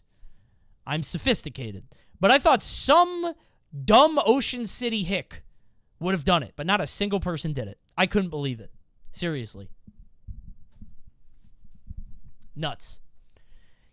Also, whenever the national anthem plays here, somebody always goes, oh, because it's an Orioles thing. That does happen a lot. Jesus, you have a story for everything. I really do. I really do. My theater story is the Ready Player One, if you guys remember it. If you guys remember, I've told it on stream a few times, but it was, yeah, it's a weird one. That movie blows. I know. It's, Coney always downplays Ocean City. Dude, it's fucking terrible. It's just a shitty beach town. It's awful. Ready Player One is a cinematic mess. Okay. Yeah. I've never seen it. Basically, I'm going to tell this story really quick. I was in Tech Week for a show where I was married to a woman, okay? I was married to a woman in the show. Speed story, very fast. I was married to a woman in the show, and we were getting to know each other and getting more, you know, we know each other and getting closer, whatever. And I tell her what I do, and I say, you know, I work for this health insurance company, but on the weekends I play video games. And I commentate video games and travel the country and whatever. And I don't tell many people that in real life. I like keep that to myself. It's kind of but I wanted us to like bond a little bit and see if she was into games or anything. And, you know, I usually hide my power level. And I told her that I play video games somewhat for a living. And she said, oh, like Ready Player One? And immediately I was like, fuck, she doesn't get it. And I said, yeah, like Ready Player One. And then I didn't believe in that show anymore. We had no connection. It was tough. She was a lovely lady. She was a very nice girl. She was great to work with, but she was definitely a normie. And I was an internet weirdo. Look at me. Wouldn't have worked out. When I was around 4 or 5, I thought the word lesbian meant a large group of women. What a way to start this one! What a way to kick it off! I like that! Like a herd? A murder of lesbians. A bunch of women together. Oh my god. Look at that. I love the fact that it's not lesbians. It's a lesbian. It's like a congregation. It's a pack. You just point to a large group of women and say, look at that lesbian. By the way, this terrifies me. As a father, I'm so scared that my kid's going to have some fucked up understanding of the world and say some dumb shit, and I'm going to be the dummy. When I was around, I think it was my sister who tricked me, but that isn't Tricked important. Anyways, I went out to the mall with my family and I happened to notice a women's clothing store that had a line full of women waiting to get in. Okay. For all honesty, I have no why I did what I did after, but I yelled at the top of my lungs, damn. Look at all those lesbians. My dad was really close to losing his shit and my mom had to take me aside to explain what the actual meaning was.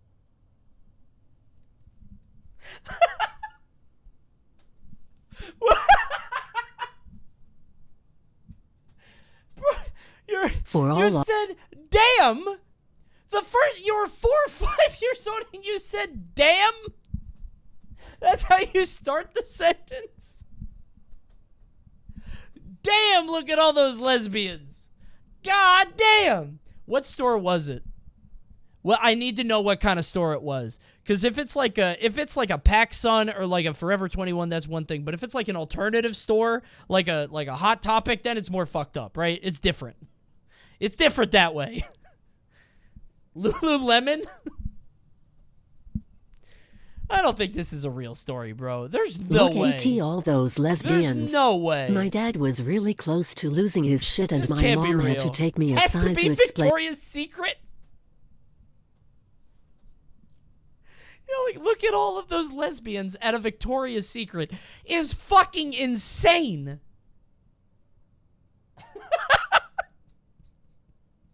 I still get really embarrassed remembering it to this day. Oh, dude, that's a good story. That's winning tonight. This is the story of the night already.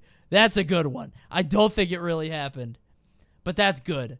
I'm gonna teach my kid some dumb shit too, in the hopes that she'll pop it in public. I've totally turned around on it over the course of this story. At first, I said I'd be embarrassed, but now I think it'd be funny because I'd be able to tell a story later. I'm totally flipped on it now. I go the other way.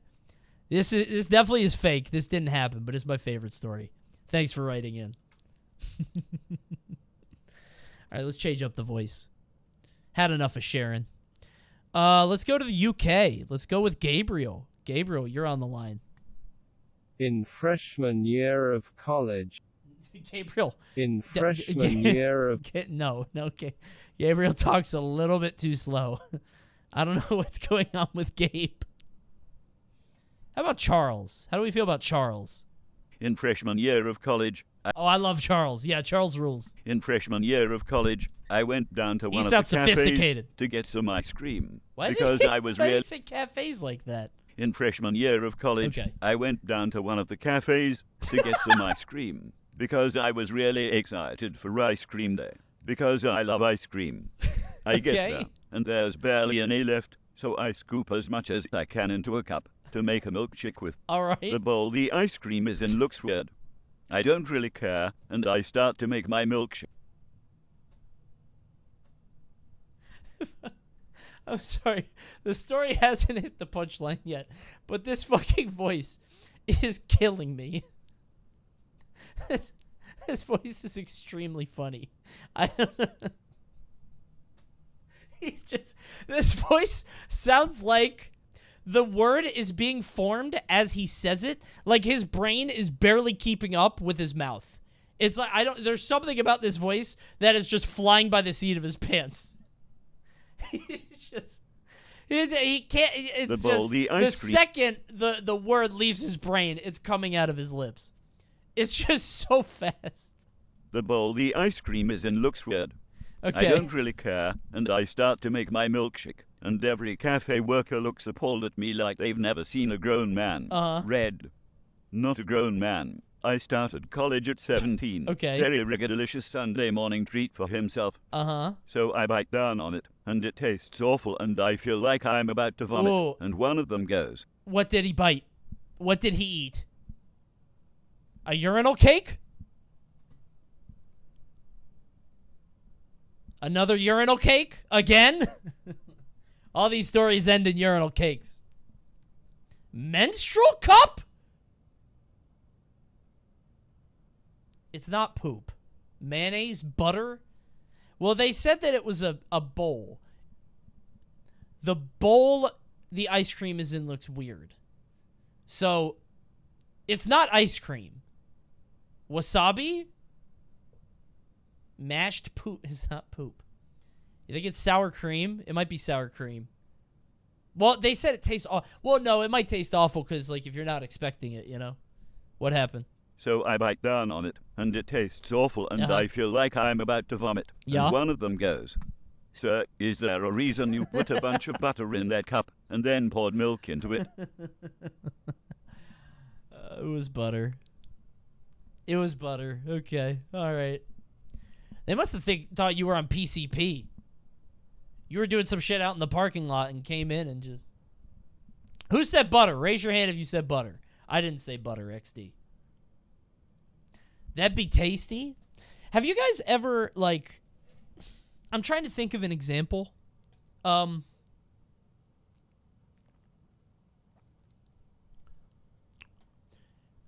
Let's say you were drinking. What's something that everybody likes? I'm trying to think. Okay. Have you guys ever drank or eaten something? Water. Okay, let's say that you go to drink water, okay? You have a cup of water, right? And you go to drink the water, but actually, when it hits your lips, it's not water and it's some other drink you like. I don't know. Whether it's soda or tea or Red Bull or whatever.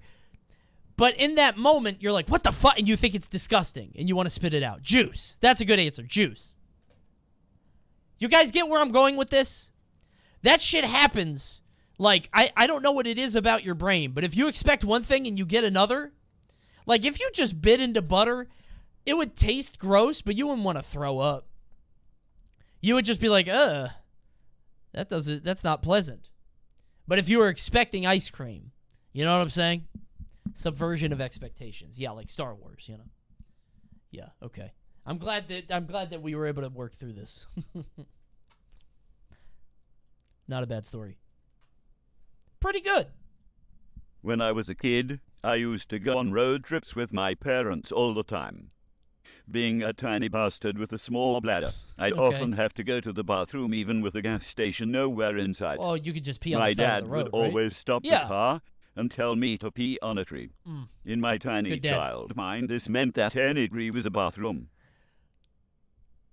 Okay. This is the setup. I'm going with you so far. Did you go to camp? One day while my parents were hanging out with their friends in front of church, I had to go to the bathroom. Okay. There were some tiny decorational potted trees in the middle of the gathering. No. I felt the pus welling up, and instead of going inside to use a urinal like a regular human being, I saw this tiny tree in front of everyone and said, "That'll do." Pulled my pants down in front of everyone, and just let it rip on this tiny decorational tree. Did they let you finish? You're making... Just imagining everybody standing around after church, and you just pee on a tree in the middle of the room, and everybody's just like, damn, that kid's weird. Nobody stopped you, though. How are you going to stop him? I don't know. I guess you can't. I guess you just got to let him go. In church, too? Pulled my pants down, and 7-year-old me was not very intelligent. No 7-year-old is. This isn't your fault. The problem with being a parent is that you just forget to tell, there is so much knowledge that you just take for granted, and kids are so stupid and they don't know a fucking thing. It sucks. You have to tell them everything. 7 is too old to be doing that? I don't know.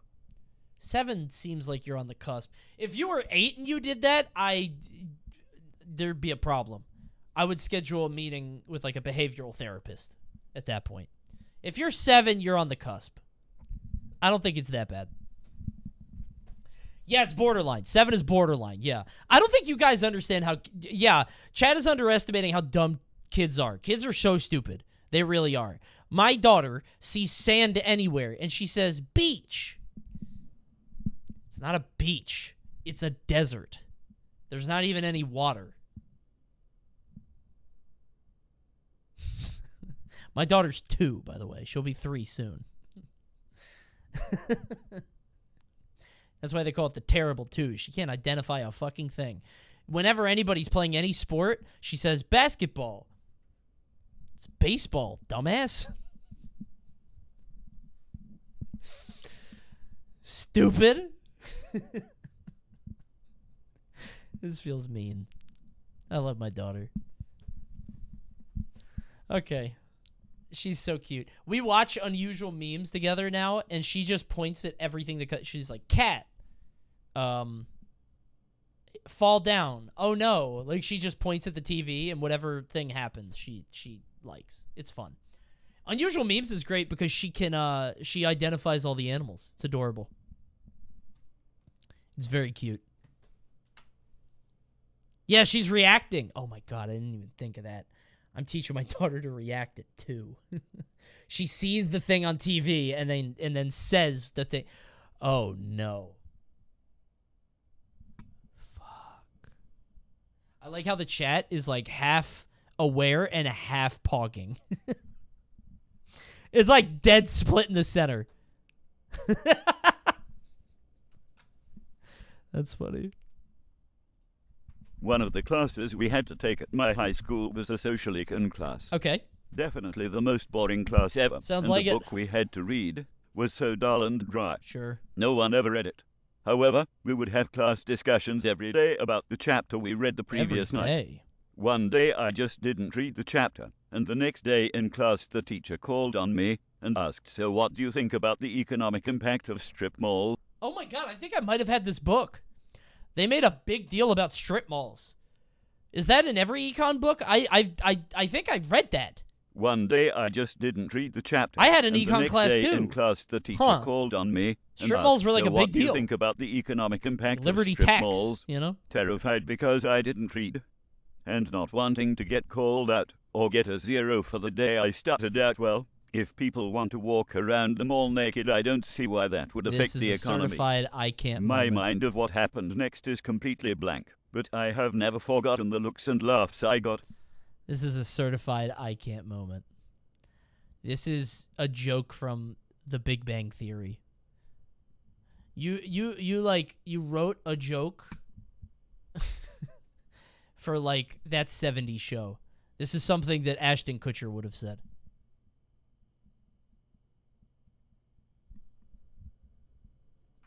Bazinga. Oh my god. SNL audition. That's a dumb story.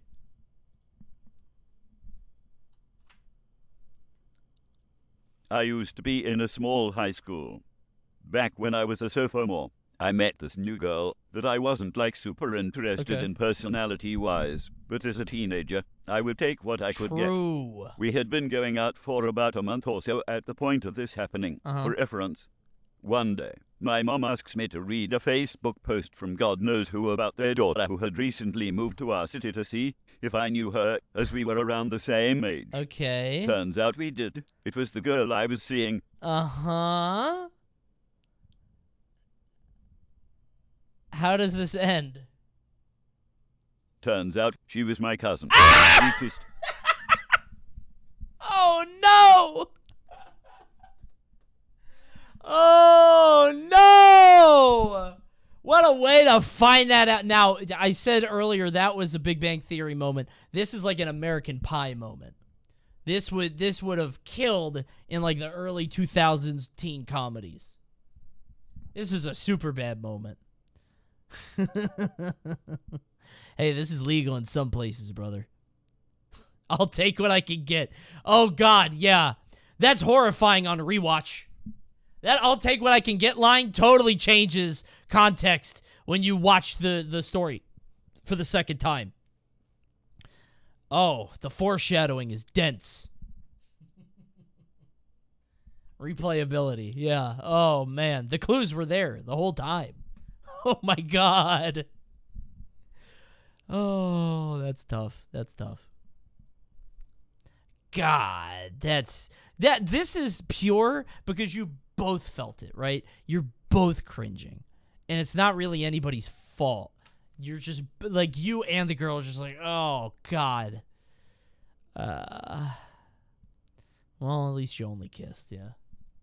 It's my wedding day, and we are about... Congratulations. Why is that so funny, the way he said it? It's my wedding day. It's my wedding day, and we are about ready to read our vows to each other. Cool. She says her part beautifully. I'm confident in what I'm about to say, and feel so good in that moment. Uh-huh. She hands me over the microphone, and I immediately dropped it. Uh-huh. I go to pick it up, and once I'm ready to speak, my mind goes blank. Ooh. I forget everything. First thing that everyone hears me say is no. "You are with me." Shit. I turn red. I'm sweating. Oh, man. Why did I say that? I'm nervous and try to find what I wrote. Oh, on your I wedding. speed through my part as fast as possible for this moment to be over. Oh. Anyways, I am planning to have another wedding in the future for redemption, because she did not deserve that. Oh, that's sad, but also kind of cute, right? Who cares? It's fine, but also kind of sad. Oh, poor guy. You were so nervous. I hope the rest of your wedding was nice. I have a story for this.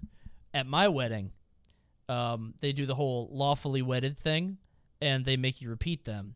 And I was repeating what he said, and Mallory did her part, lawfully wedded husband, and then he says lawfully wedded wife, and I say lawfully wedded wife. And everybody starts laughing, and I'm just like, ugh. That's one of, like, my pet peeves. I hate that. I hate it when people laugh when, like, you mean to say a word, and then you just get two words mixed up. I fucking hate that. I hate that. I really do. Because it's such a, like, that's how my brain functions. Sometimes I say the wrong thing. Who gives a shit? Just move on. You know what I meant. But to this day, her family will still be like, are you two still lawfully wed? I'm trying to do the face. It's so annoying. I have to be nice about it, but I fucking hate that. Ugh. It sounds pretty funny. It wasn't. Everybody pretended like it was funny because it's one of those moments where, like, I think everybody wanted to make me feel better. Have you ever seen, like I said the thing wrong, and instead of feeling awkward about it, like, everybody's like, ha ha ha ha, it's okay, Zach. But I don't feel, like, I'm not embarrassed by it. It's like, I said the wrong thing. Who cares? But everybody's laughing, and I'm just like, ugh. I hate that. By the way, I'm hosting the Smashies this weekend, and I'm probably going to do this when I'm hosting. I'm probably going to say the wrong thing, and if you see me roll my eyes while everybody else is like, I'm going to be so mad. I'm going to be so annoyed. Maximilian dude moment? Okay, it wasn't that bad. That would have ruined the entire wedding, okay? No. I'm shocked I haven't had a Maximilian dude moment, too. Honestly, I know I'm getting stunlocked here. Bro, that fucking Maximilian... Dude, I watched that clip, and I felt it. Like, I know it's going to happen to me one day. I know it's going to happen to me. It's terrifying. That is what all streamers are just so scared of. What happened? Maximilian dude was, it's a long story. There's a clip. He, Hammond, I know. Yeah. Maximilian dude was, he was stringing prefixes and suffixes together. So he would, So he would say, like, the Chingle Bangle Flanger Dagger or something. But if he meant to say ninja, but he, like, got ninja and dagger mixed up. Be careful. I am. Coney putting all of his effort. Yeah, I'm expending a lot of energy. I'm hitting a lot of QTEs in my brain right now. Yeah, it was bad. There's a clip on it. I will say there is a clip of me saying nair, like smash nair, like neutral air, but I stumble in the middle of it, and it's fine in context because I'm talking about Ike and Cloud, and I said swordsman nairs. But people got mad at me for a second. And I'm like, what the fuck? Of course I said neutral airs. But that's why, if you notice on commentary, now I say neutral airs. I say neutral airs every time. And you will not convince me not to. Yeah. Pivot, please. I'm going to be careful. Guys, I'm going to be so careful here. Of course I'm going to be careful. Come on. I've learned my lesson. I'm gonna be totally, every time I say neutral air, I'm saying neutral air. I'm saying the full thing. Neutral air. Okay, sorry, didn't mean to stun lock on this. Okay. When I was in the first grade, I thought I could beatbox the Super Mario Bros. Theme really well. Excellent opener. That is a terrific opener. When I was in the first grade, I thought I could beatbox the Super Mario Bros. Theme really well. I could not. My elementary school had a talent show, and I decided to sign up with my beatboxing. Oh, hell yeah! When I got on stage for the auditions and was handed the mic, I looked out at the judges and stared in a frozen panic. Eventually, I ran off the stage crying. I didn't even start beatboxing.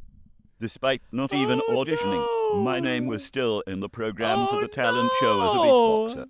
Story does have a long-term happy ending, though. Good for you. I am now very comfortable both on stage and on camera. But I'll never forget how stupid I felt at that audition. Talent shows are fucked up, man. Talent shows are... they should not... I don't know, man. Talent shows are terrifying. Poor kids. That sucks.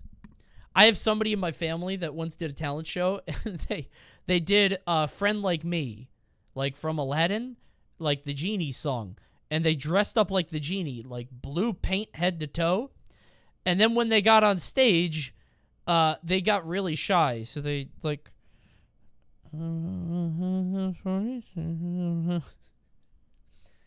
And they didn't do, like, a part of the song. They did the whole song. So there's just a kid in full blue makeup looking down at their feet, just singing the Friend Like Me song to a room of, like, 500 parents. It was sad. He blew it. Yeah, they blew it. Yeah. Will you let your daughter in a talent show? I'll see what her talent is, maybe. If her talent is like juggling, fine. If her talent is like singing, I'm like, you're gonna get scared. Beatboxing the Mario theme. That's funny. That's a good one. The only woman I was ever remotely intimate with came over my house for a date. Okay. Twilight Princess was her favorite game, and Cool. I never worked up the courage to beat the water temple. So Aw. we sat in my bed, and she encouraged me and That's gave me sweet. tips. I played for a good hour and a half until I gave up, and we cuddled for another half hour. Oh, it's a nice We story. argued back and forth while spooning because I wanted ninnies and she didn't want to move. Okay. Eventually someone gave in and we moved, but she just sat in my bed and stared into my eyes. Okay. I looked back, too embarrassed to make a move or do anything. Uh-huh. I just wanted my ninnies. The closest I've probably ever come to kissing a girl, and I threw my opportunity out of embarrassment. Oh, I see. I feel the energy here. I was wondering what this story was going to be like, but I see it now. I can visualize the moment in my head. Ooh, that is awkward. That's tough. So you guys were spooning, but you didn't kiss at all. And you did that thing where you guys are like play fighting, but you're really, really hoping the other person would make a move. Oh, that sucks. I haven't dated in a while, obviously, because I've been with my wife forever. But those moments are fucking awful. Like where you're just like you're begging. You're begging. Please do something so that this isn't. Just make it obvious, please. Fuck, that sucks.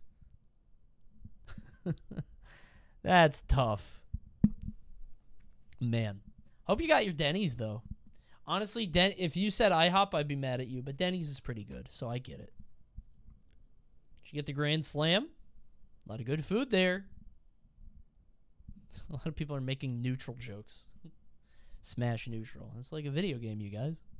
One time as a youthful exiting the shower one evening, something felt wrong. Uh-huh. A disturbance in the, if you will, that turned out to be the dark side or poopies, but being a erudite that I decided to make way to my closet. What the fuck is this writing style? What? Why did you write? This is very stylistic. I'm being. This is whiplashing me. What the fuck am I listening to? Disturbance in the force. It was the dark side. Poopies. But you're erudite. This is. Please continue. That turned out to be then proceed to take the most gut-wrenching turd out of us by cupping my hands in front of my butt.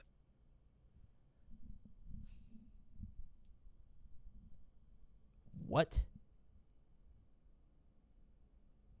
Why? What? Why would you do that? Skip? I want to skip this story. Who vetted this story? Yeah, this is... Maybe it gets better. Then proceed. Now with the evidence in hand, I had to get rid of it.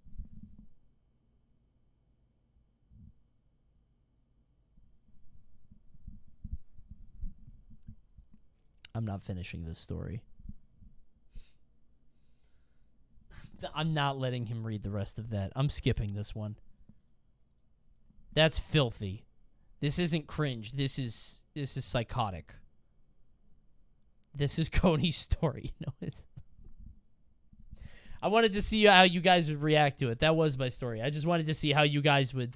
If you guys were, like, lulling and thinking it was funny, I would have been like, oh, by the way, that was me. But no, I see now that was not appropriate. So, I get it. I understand. I should have known better. Why would you submit that story?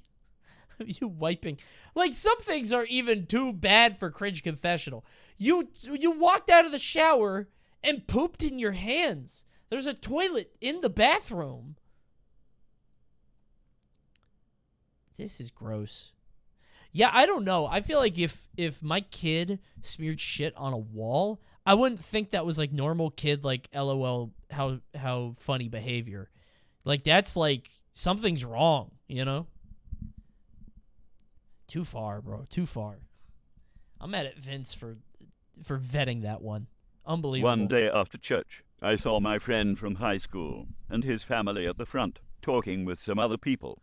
Me and my family came up to talk to them, and we came up on the subject of school projects, and how me and my friend were currently working on one together. Cool. I was trying to think of a good way to say that me and my friend worked well together. Okay. And ended up telling his parents that we were good friends with benefits, since I had heard the phrase before. Oh, that's a good one. That's his nice. His parents looked at me really awkwardly, and my parents, as to tell me what it meant. Once we got back to the car, me and my friend did not talk much after the project. Oh, no. They looked at your parent. They're probably like, you better fix that kid. Your kid's fucking up. You're going to tell him, right? You better reel your kid in, bro. Fix your kid. Don't put him around my kid. Oh, dude. Hey, Mrs. Robinson, I'm fucking your son.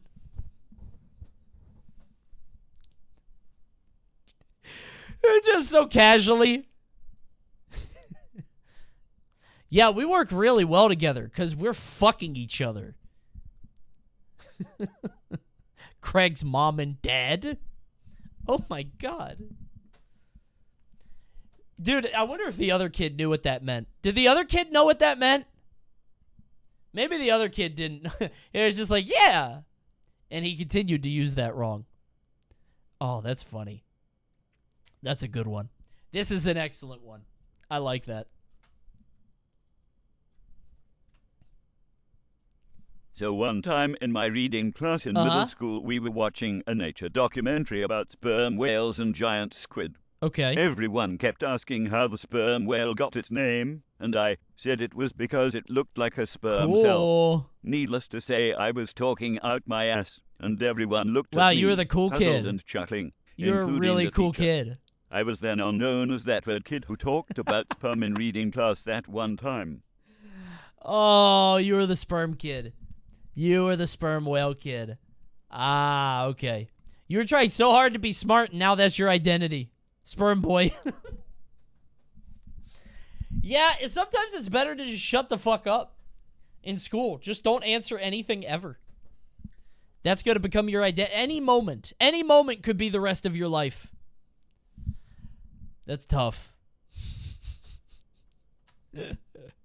Not that bad, though. I mean, everybody has had a moment like that, I think. I don't know. Me as a preteen only had private internet access on the YU. I remember I took it into the bathroom to watch hot sexy girls typed into the YouTube search when I heard my sisters laughing downstairs. The YU was connected to the TV still. Oh my god. Oh my god.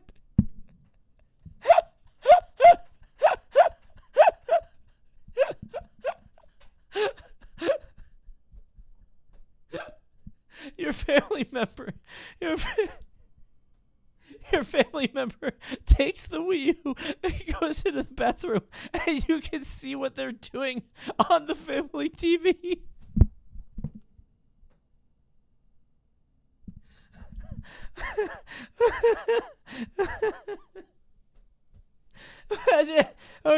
Okay, you're the sisters, and you just see slowly across the screen, hot SEX.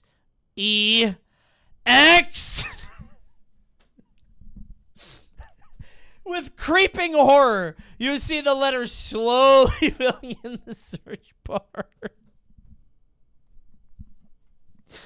Oh my god.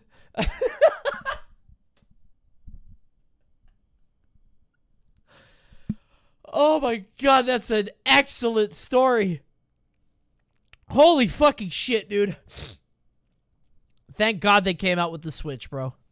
Saved a lot of lives with that one. What were they thinking with the Wii U, man? That's crazy. That's unbelievable. Excellent story. Short and sweet and to the point. I'm a big fan of that one. Oh, man. Okay, actually, I do have a question. I've seen a couple memes about, like, you know, the guy who watches porn but realizes he's still connected to, like, a public speaker. Has that happened to any of you in the chat? Be honest. Is that a real thing that happens? I don't think that happens, right? That's not normal. Been close? Really? Connected to my car Bluetooth. You're not watching porn in the car? Who's watching porn in the car? Must be a lot of traffic. You better be in gridlock. Watching porn in the fucking car? You're gonna crash.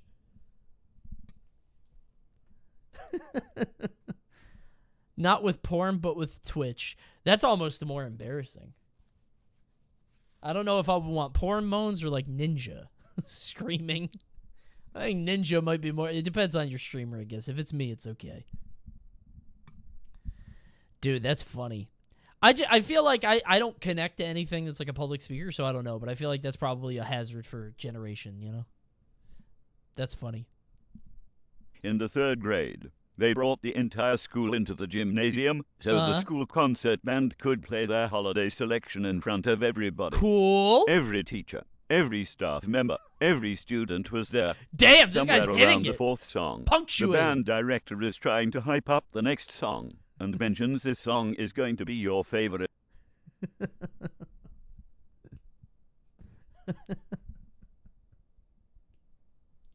What? What's the funniest song it could be?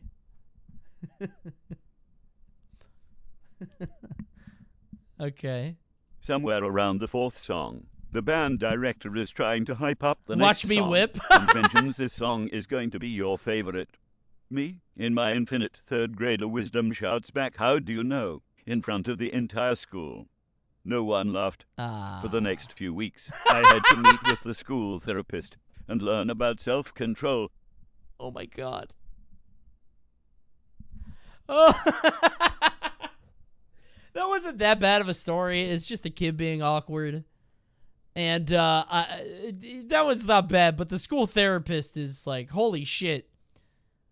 The band director he cringed out of his mind on that one.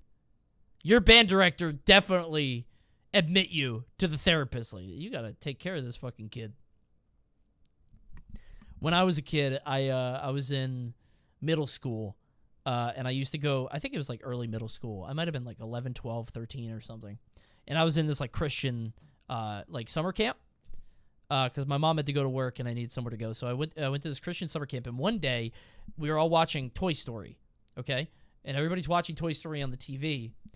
And there's a moment in Toy Story where the family leaves the house, they drive away, and they say, everybody say, "Bye, house." And the cool kid in the class, who's like, I don't know, 14, 15, he's a little bit older, he says, "Bye, house." And everybody laughed, and I was like, oh my god, that's so funny. That's so funny. He said buy house when the movie said to say buy house. So then I said buy house. And everybody was like, I just repeated his joke. I was Twitch chat, yeah. I stole. It was I just really wanted people to like me. I was at a new school.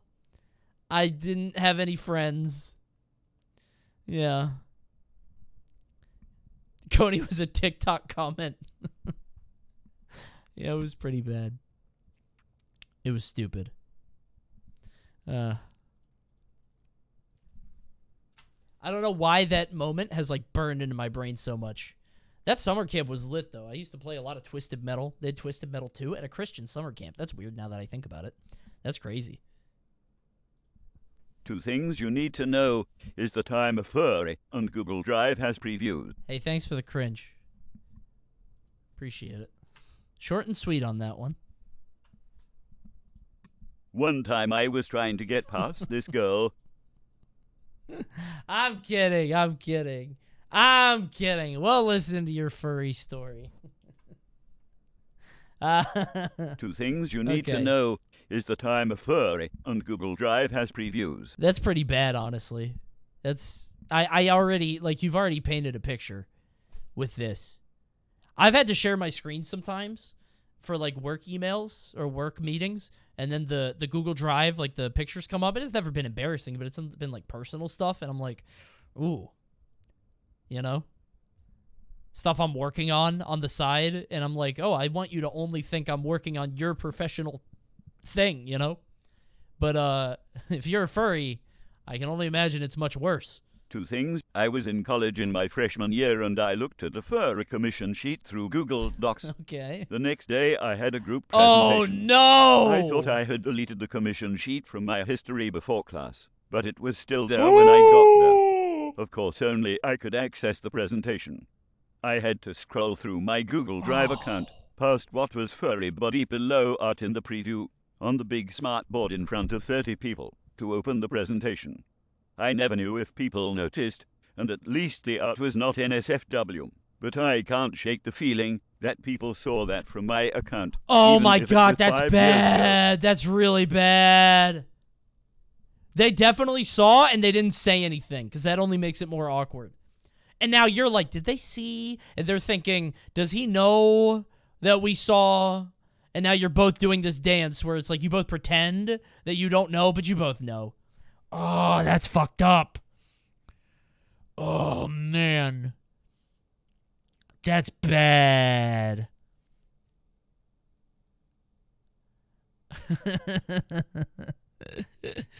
That's tough. Oh, that's a bad one, because you're both just sitting around like, oh, I want it. Yeah, everybody saw it. That's tough. You gotta, like, in that moment, you have to be very charismatic and pass a speech check to get out of there. I think you can. I don't know what the play is, but I think there's a way to get out of that. If it's only one sheet, if it's one, scroll through my Google Drive account past what was furry body pillow art. How do you get out of furry body pillow art? That was my cousin? No, there's a joke to be made there where it's like, you can't. My sister did it. You don't. It's for a friend. That makes it worse. No, that's way worse. If you say, "Oh, my friend was on my account," that's way worse, and it's obviously over. You have to have a thing where it's like, God, how would you get out of that? Who put that there? There's no way. I'm the artist, and it pays bank. Yeah, you're just like, hey, check this out. Look at this drawing I made. I got paid $800 for this. You just show the class. Just chat it the fuck up. I'm not into this, but, you know, these guys are. That's funny. That might be the play. I was in college in my freshman. Right. I thought I had deleted the commission sheet from my history. That's a tough one, honestly. That one is probably the most, like, not the funniest, but, like, the most pure distilled cringe. You know what I mean? One time I was trying to get past this girl because she was standing in the doorway of the school stairwell, and I wanted to say excuse me and excuse me at the same time, and I accidentally said Squeeze me. Squeeze me instead, and I almost cried walking away.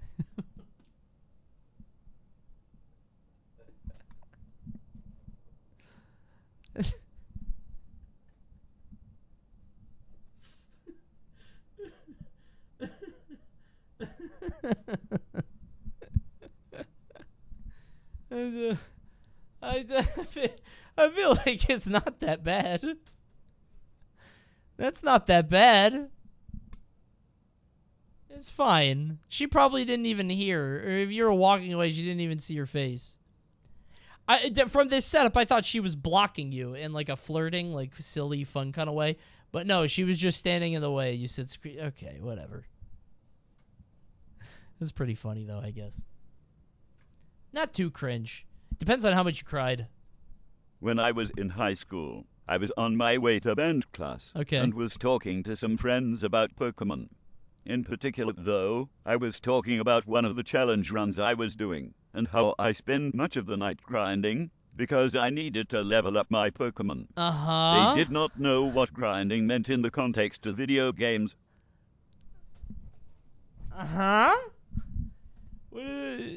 What is that?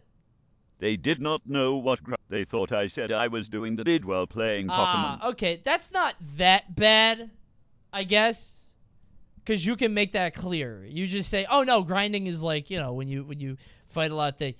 I thought you were gonna say, "Yeah, so I was grinding up my Pikachu." That's worse. Like if you were grinding in Pokemon, it's like that's weird. But if you're like, "Yeah, I had to grind up my Lickitung to make it stronger," that's different. If you were specifically talking about like a one Pokemon, that's, you know, that changes the context a little bit. Grinding my Bulbasaurs. Yeah. If you're just grinding in Pokemon, that's fine. But yeah, I guess that is a little... it's a little embarrassing, I guess.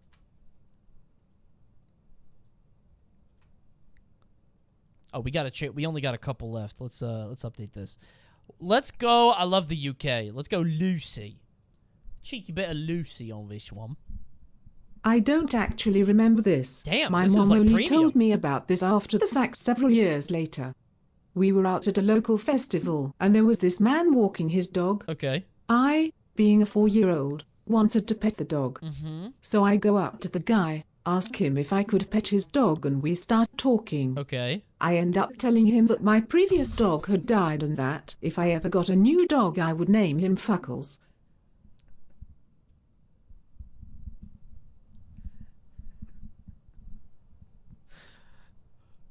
Fuckles?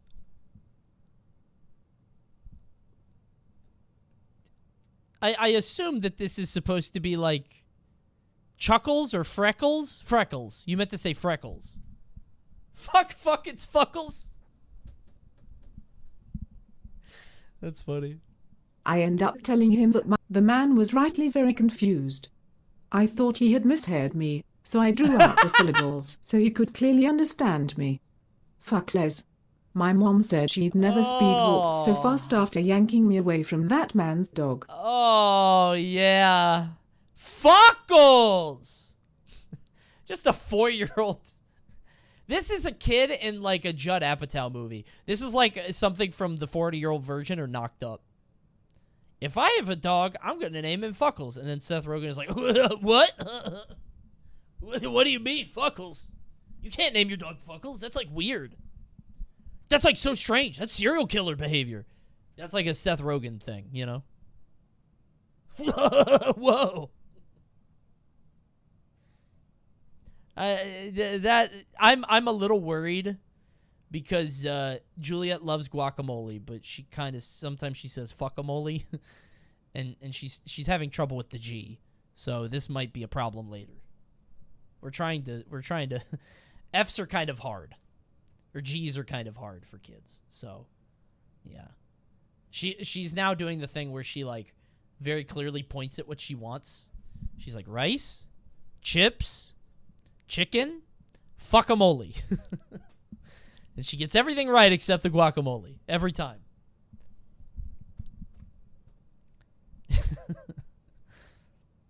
That one always is the biggest problem. We actually had Mexican tonight.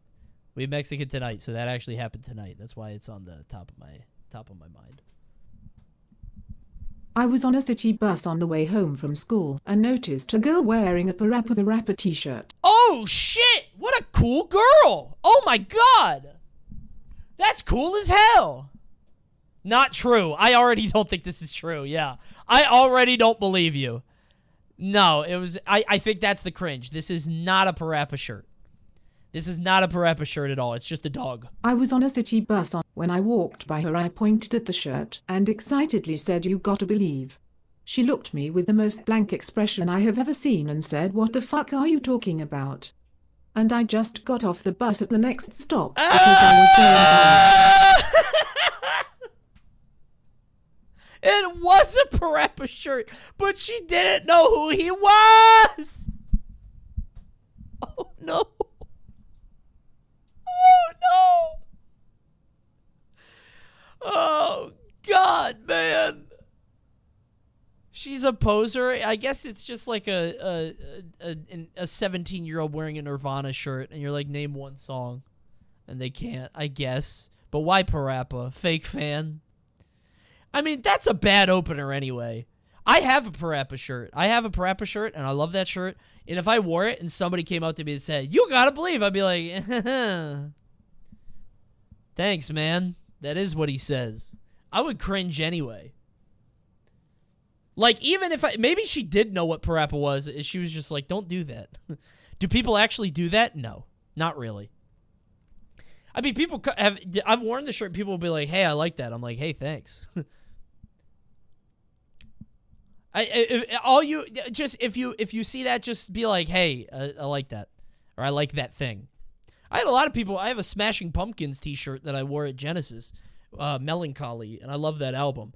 And people didn't come up to me and start singing "Tonight, Tonight." You know what I mean?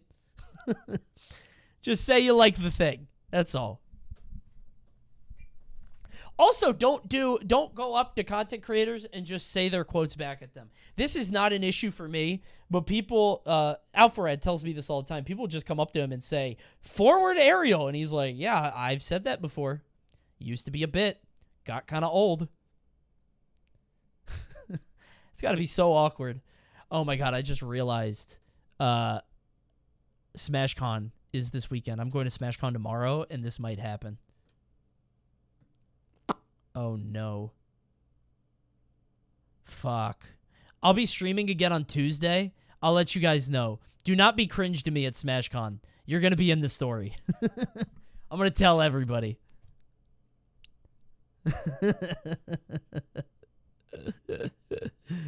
Oh, no. Steampy was funny. Yeah, if somebody runs up to me and says Steampy, I wouldn't even register that was a quote. I'd be like, what the fuck? I play Ren and Stimpy. Oh, I see. I see what you're doing. Fellas? I've had people fellas me, and that's fine. Whatever. The fellas thing is weird, because I don't like having, like, a catchphrase. I don't like doing that. So when people do it to me, I'm like, yeah, okay. You know, it's fine if people like it. I just don't like being a catchphrase guy. You know? Too bad, I know. Part of the internet branding. Whatever. Commodifying our existence. When I was in 7th grade, our school had a Halloween dance. In order to attend the dance, one had to buy tickets. Okay. I didn't. All the kids that didn't had to sit in the library. What the fuck? I was waving to some people who I knew in the hall outside the library when a random girl came up and flipped me off. What? Why? Why'd she do that? What the fuck? For what reason? Also, why was the dance mandatory? That's an excellent question. Why is the school like, hey, pay us or go sit in the library? You can't even go home? Jeez. I was waiting. A 9th grader came up and said, "She gave you the finger?" And I said, completely empty-headed, "Yeah, she fingered me." That's a pretty funny story. That's pretty good. Simple, elegant. That happened. Not bad. I think somebody did this to me too.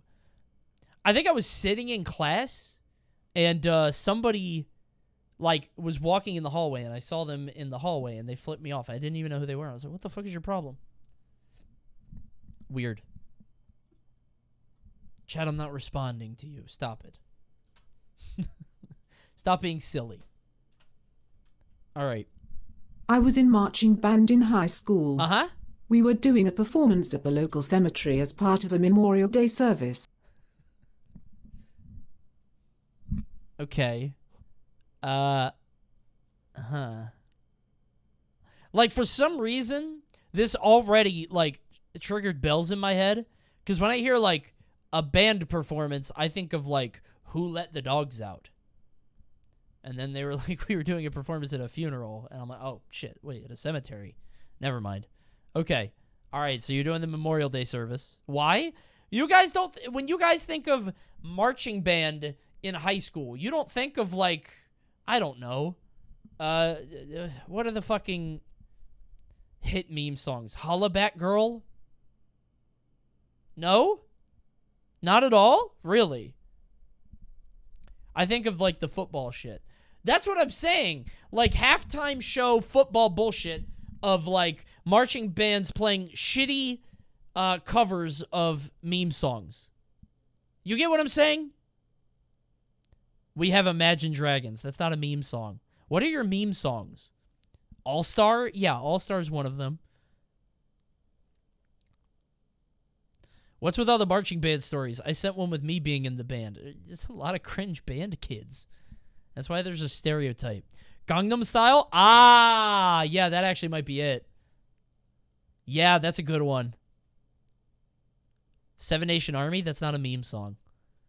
Gangnam Style is a good answer. What's the current meme song? Old Town Road. Yes. Yes, you're right. It is Old Town Road. Yeah, good answer. Centerfold? Wait, like Angel in the Centerfold? That's not a meme song. Da, da, da, da, da, da. Is Old Town Road still the meme song? No, obviously not. I'm saying, like, what would it, that, like, that's like that's the most current thing I could think of, right? Baby Shark. Nobody does Baby Shark. Arcane? Arcane? Like the Powder Show?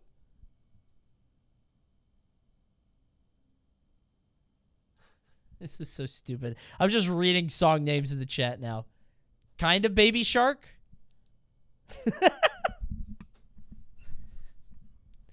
This is so stupid. Okay. All right. Whatever. We're at the cemetery. We were doing a performance at the local cemetery as part of a Memorial Day service. Uh-huh. Afterwards, we were just hanging out and chatting. Cool. And our drum major says she's going to go visit her grandfather. I assumed she meant that he was present at the service, so I jokingly asked her, "Oh, are you going digging?" She looks at me with bewildered, hurt look on her face and just says yes and leaves. Her grandfather was buried at that cemetery, and she was visiting his grave.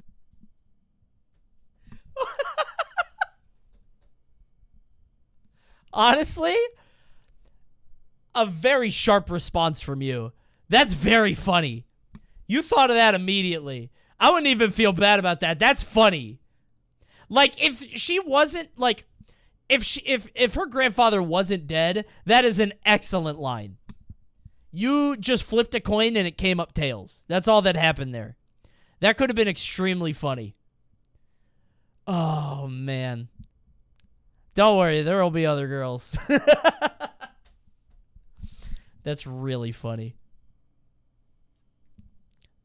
Oh, man. That's a good one. That's a good one. In front of people, too. In front of everybody. Oh, that's excellent. Okay. For some background for this story, I'm originally from... Coney, will you ever sell merch? Maybe. Maybe I'm working on it. Maybe I'm having meetings about it. Maybe. I don't know. We'll see. The problem with merch has always been for me, what the fuck is like a Coney brand, right? I fucking hate it. Like I don't like being the center of attention. I like doing shit and then that's the thing. Not me being the center of attention. Does that make sense? What the fuck do you do with a variety stream? You know what I mean? It's hard. Trucker hat with your face on it. My face is not a brand. The closest thing you could have is Cowboy Toad, maybe. You know? Do this on a shirt. I pot friend on a shirt. Then people would just be like, who's that asshole begging for attention on a shirt doing a silly pose? I'm not that guy. I can't. My goal is not to be in front of as many people as possible. I can't do it. I have to have an idea that I want to do. You know what I mean? And I have a couple ideas. We're working on it. These on a shirt, that's actually not me. If I'm selling Dr. Disrespect on a shirt. Okay. For some background for this story, I'm originally from Indiana. I'm sorry. I moved to California when I was about 8 and started school back up in the 3rd grade. One of the girls in my class was from Illinois, and we very vaguely bonded over that. Okay. One day, my teacher brought up the Middle East because we were talking about geography or whatever. Uh-huh. I rose my hand and stood up and instantly blurted out, "This girl and I are both from the Middle East. I'm from Indiana." And then sat back down. Literally no one reacted, not even the teacher, and everything carried on. The icing on the cake is that I was so full of myself as a kid that I was dead set convinced that this girl had a crush on me that entire year, because we were both from bumfuck nowhere in the Midwest. Oh my god, that's a great one. That's a good one. You got Donut-walled by an entire class and the teacher. Nobody even reacted or batted an eye, and then you went on thinking that you guys were going to be together. That's an excellent story. That's a great one. I'm from the Middle East. Holy shit, dude. Slam dunk, dude. Excellent story. And a great way to close it. Guys, that's the last story I had, but I did have an idea. 2630. Hey, that was the last story I had. 2630 subs. I'll grab 5 unfiltered stories. 3 unfiltered stories. He literally always does this? No, I don't. These are unfiltered. These are stories I did not vet. These are stories randomly chosen out of the 3,000 that have been submitted. I'm not joking. Look at this. I have 3,000 responses here. You see that?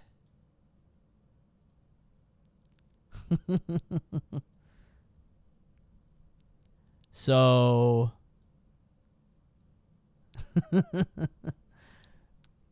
Oh, thank you, Monk HB, for the 5 gifties.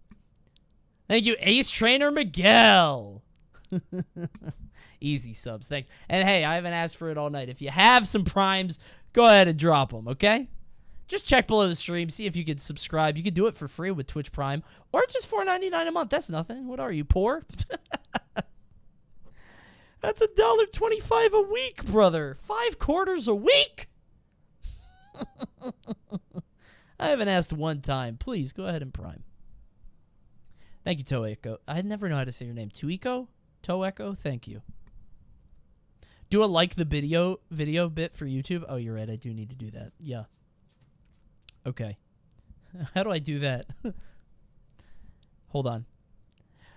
All right, guys, we've run out of stories for tonight, but if you like the video, if we can hit 1,000 likes, I'll read 3 more right now. Go ahead and like the video below and subscribe, and maybe I'll read another one. Wow, you did it. Excellent. Thanks for doing that. Let's go ahead and get into the extra stories. I have no idea if these are going to be on YouTube.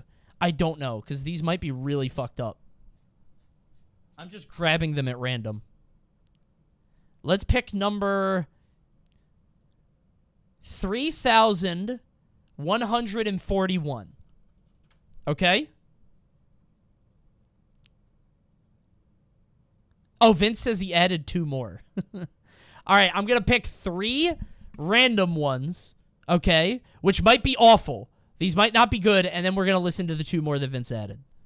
Okay. Because I did tell you I was going to get unfiltered ones.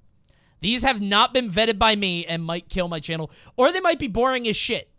These might be really boring stories. So, here we go. At one point in middle school, there was this one girl who liked me who we'll call Anna. Uh-huh. A girl who we're going to call Mia tells me about this. Okay. I have no idea what to do about this. Next day, a girl who we'll call Mia talks. I can see why this wasn't picked. This is too complicated. There's a girl named Anna, Leah, and Mia. This is crazy. All right. Next day, a girl who we'll call Mia talks to me about this, too, and is extremely skeptical about the fact that I didn't like Anna back. A few days later, as it was the day before a break, I decide to I have no idea. Next day, a girl who we'll call Mia talks to me about this, too, is this Mambo and is number 5? extremely skeptical about the fact that I didn't like Anna back. It's a Lubega moment. A few days later, as it was the day before a break, I decide to give Anna my phone number with no prior warning or conversation. The literal second I give Anna my number in the hallway, Leah steps out of her classroom. Yeah, she was into you. 3 goddamn months of hearing this from Leah. I texted Anna twice. She never responded to the second one. I couldn't look Leah in the eye for a whole ass year. I'm kind of confused by this story. I don't understand. Not a great story. Not a great story. Again, this is why these don't always get through. Tough. I don't get that story at all. Yeah, you see what Vince goes through now. You see this? It's always hard to know. All right, second unfiltered one. We don't know how it's going to be. I just grabbed it at random. In school, I was a brony. I picked a good one.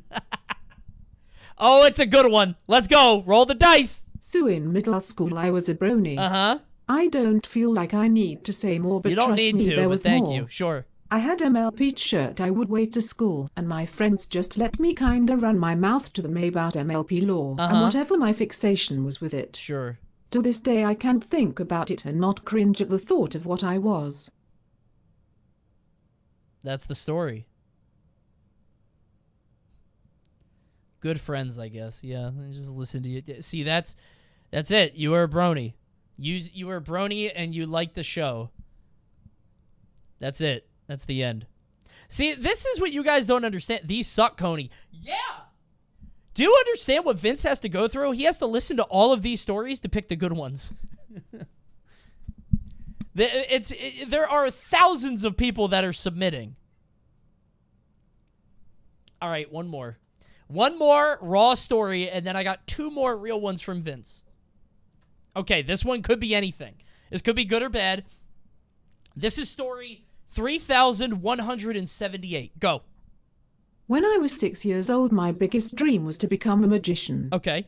My mom signed me up for a month-long magician camp where we would practice doing tricks. This is a good setup. This one might have slipped through the cracks. When the camp was over, we would show all the tricks we learned on a big stage to impress the parents.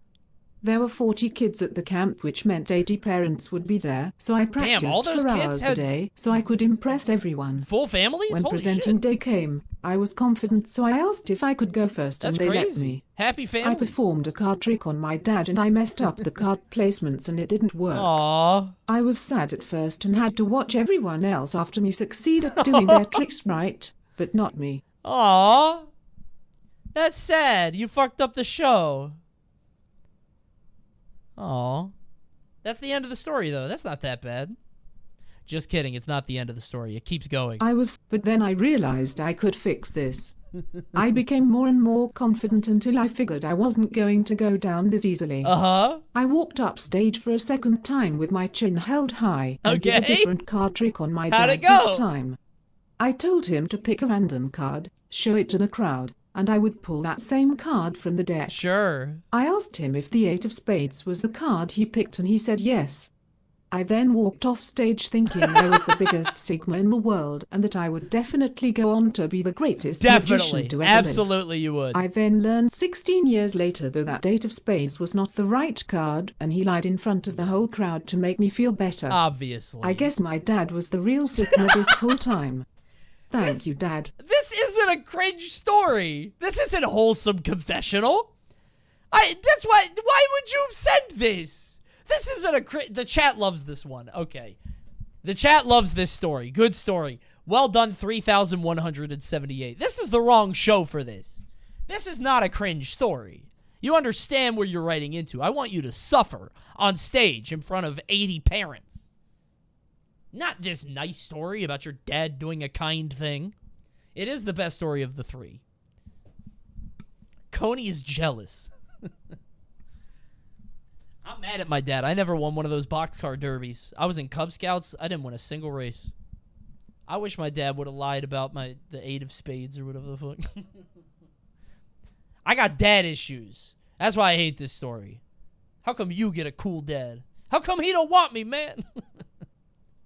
All right, see this. I told you, this is why we have to filter the stories. This is what happens, you guys. Because sometimes it's not great. But I have two more. Here we go. These are ones that Vince added last minute. Let's see if they're any good.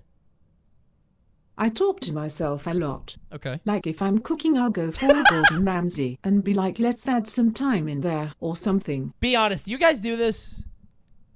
Do you guys do this? Same? Really? If I'm really mad, I'll say shit. If I'm really mad or annoyed, I'm like, ah.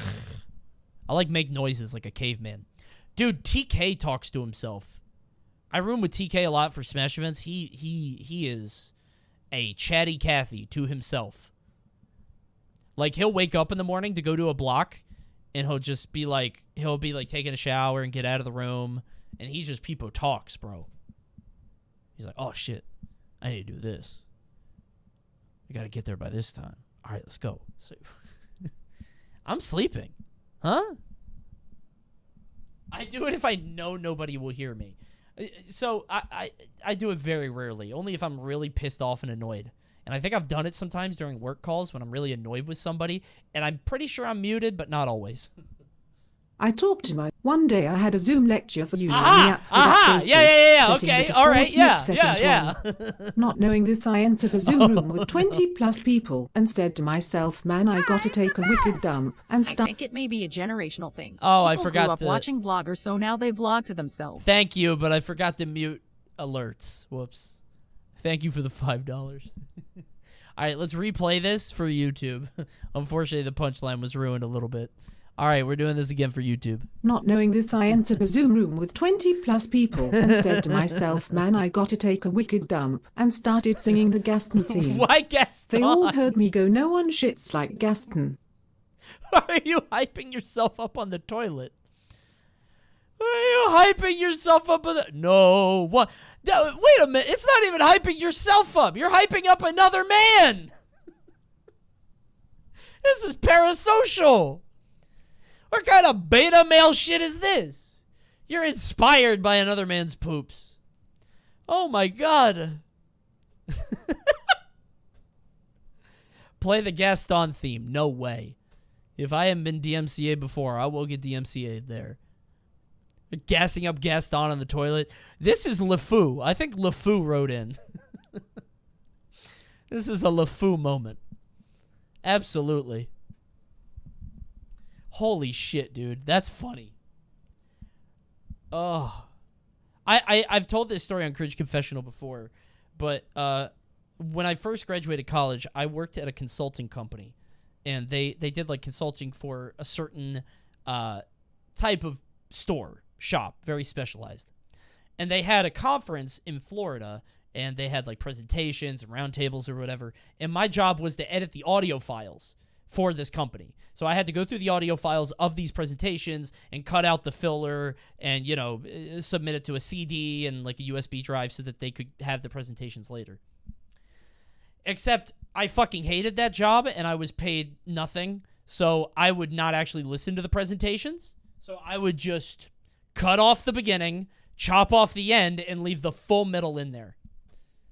So I would just chop out the beginning, and then when they started talking for the first time and introducing themselves, and then at the end when they quit, I would cut those out.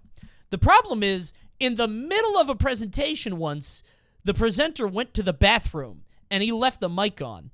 So on the tape, on the CD, there is audio of him pissing in a toilet, not in a urinal, pissing in a toilet with a lot of noise, and he even says into the mic, hope you get this one, Zach. I did not. We had to recall the entire deck. Like, there were like 500 of those CD decks sold. We had to recall them. And we didn't tell people why. We were like, yeah, they're faulty. I got in a lot of trouble. Yeah. That job was fucking awful. It's not so much because, like, I was getting paid $500 a week, which is, like, okay. If you're just out of college, it's a fine, like, you can't live off it, but whatever. But I got paid $500 a week, but I got to work from home. So I actually just boosted league accounts for, like, a year. That's how I made my real money. And I didn't do any fucking work. It was great. They told me to edit those files. I did that, and that was all I did. You were a league booster? Oh, hell yeah. I've talked about this on stream a million times. Made mad money, bro. Always back the league. Hell yeah, bro. It was the Wild West. I was an outlaw. You should multiverses boost? Who's going to pay me? What the fuck? There's nothing to... There's not even ranked. Huh? What's a league booster? Basically somebody that plays on somebody's account to get them to a certain rank. So if somebody's in silver but they want to be in gold, you can pay somebody who's good to play on the account to bring them up. You can make a lot of money that way. At least you used to. I don't know anymore. Coney, this is the cringiest story tonight. Poor ass. What are you talking about? I was 22 years old making bank playing video games. You're crazy. Back in middle school, there was this girl who at the time, I remember being my type. Cool. She was in the same classes as me and would show signs of liking me, but I never acknowledged it. One day she decided to confess her love to me on the playground, and when I heard this I was so happy. Is it a trick? It's a trick. So I fucking went around and immediately told everyone I could she likes me. Okay. Then she hated me and didn't want to interact with me at all, and I didn't understand why. It wasn't a trick! Oh, I thought it was going to be a trick. I thought she was going to be like, LMAO, I told him I liked him. Omega laugh. He believed it! Oh, you blew it. You guys could have been together forever. Could have been friends until you were 90. Tough. This one's sad, but whatever. You were young and excited, and a girl liked you. And isn't that what we all want? Not me, because all I want is... Hold on.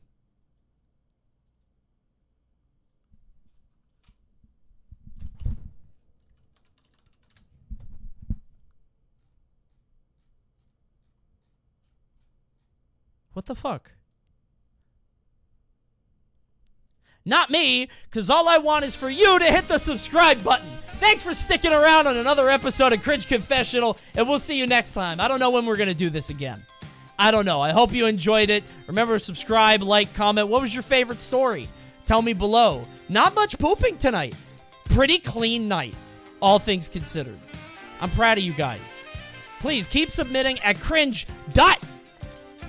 I got that right. Okay, I was like, wait, is that the site? Please keep submitting at cringe.coney.gg, sending your stories of the worst thing that's ever happened to you, and who knows, maybe you could make it onto Cringe Confessional, if Vince sees it and likes it. I don't know if the other stories are going to get into the video, the stuff that we just sort of raw-dogged, but maybe they'll get in. Maybe not. Thanks for tuning in, and we'll see you next time. Bye! Bye! But, oh, hold on. We gotta say bye with chat. Wait. There they are. Bye! Chat, say bye!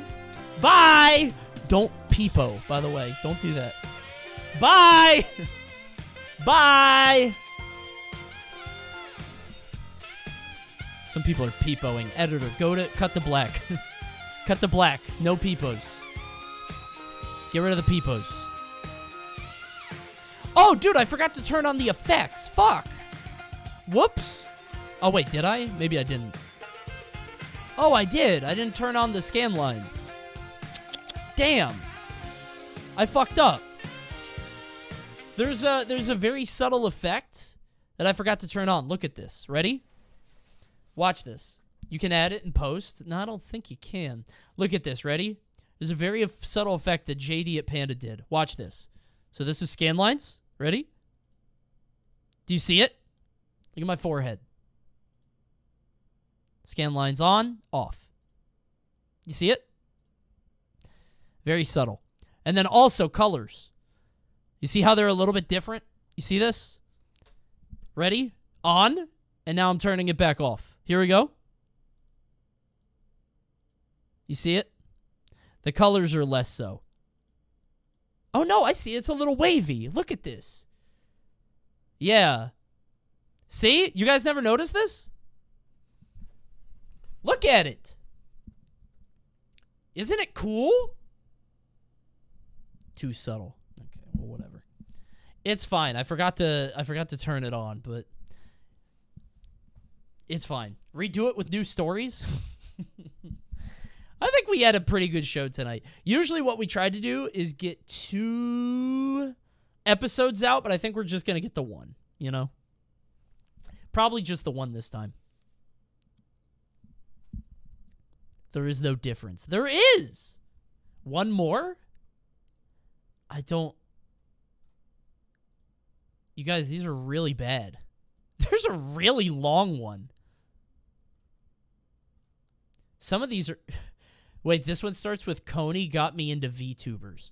Wait. 1 more. This one is stream only. This one is Twitch only. Okay. This is story 3220 from July 22nd at 0:38 hours. 1 more. Okay. Twitch exclusive, stream only content. Here we go. Coron had got a couple No. Rewind. Coney got me into VTubers. Okay, by the way, let me make a... I think a lot of people just came in for the first time. Okay, if you're just getting here, welcome to Cringe Confessional. We've ended the actual show, but these are stories sent in cringe.coney.gg. People send in their stories of cringe, and we all watch them together. These are stories... Usually, they've been filtered. Usually, I have somebody that, like, you know, vets them, that finds the good ones. This one is totally raw. I don't know if this one is even appropriate. But let's go ahead and see. Coney got me into VTubers. Vince is literally looking at it right now. I can see him on the Google Doc looking at it. I hope I'm okay. We were in the middle of a heated rewind back to November of 2021. Is this React Wars? We were in the middle of a heated React Wars. Yeah. I placed just out of top 10 in the previous season. So coming in, I had a lot you might to dox prove. yourself on this one. I had 11? a strong start, but the past few weeks I had been missing. Uh-huh. I was trying to learn the meta better and find better videos. Sure. But with only 1 submission per stream, I had to find the heavy hitters. Uh-huh. Coron had got a couple chuckles in past weeks, but this week the now infamous Turtle House and Oh No 3 Brothers clips were both 4 or 5 material. Did you send a VTuber video and I made fun of you? Oh, I bet that's what happened. Like, you thought that I liked VTubers? Because I laughed at the Coney, the whatever. And I was like, no, oh, dude. I bet you sent Mike Tyson's, the whole Mike Tyson asshole thing, right?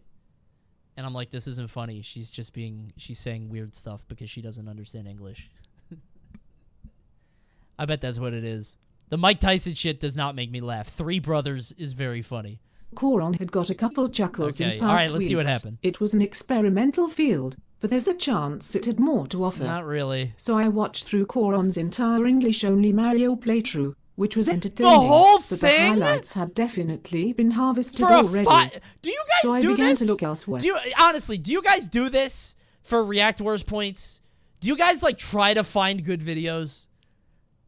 Do you guys search for it? Oh my god, this person. Oh man. So I began to look elsewhere. Okay. And the YouTube algorithm made sure I went further and further down the rabbit hole. Okay. Fast forward a few months. Now I can't stop watching their streams and following their antics. Uh-huh. There's definitely a bit of an Undertale effect where the fans make it hard to enjoy sometimes. God. But I find myself listening to one of their streams most days at this point. Oh, and it's all thanks to Mr. Coney ZZ himself. No. Thanks, Coney. No. Okay, champ. No. I didn't do that. You did that.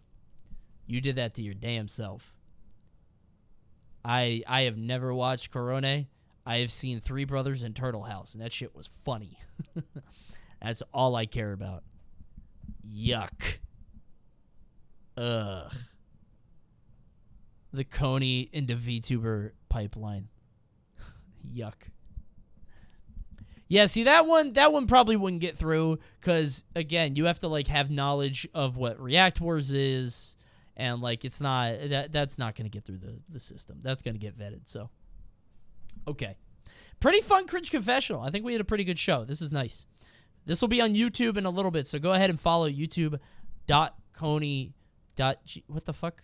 youtube.com/ConeyZZ. Just hit exclamation point YouTube in the chat. Subscribe. We're almost at 100K.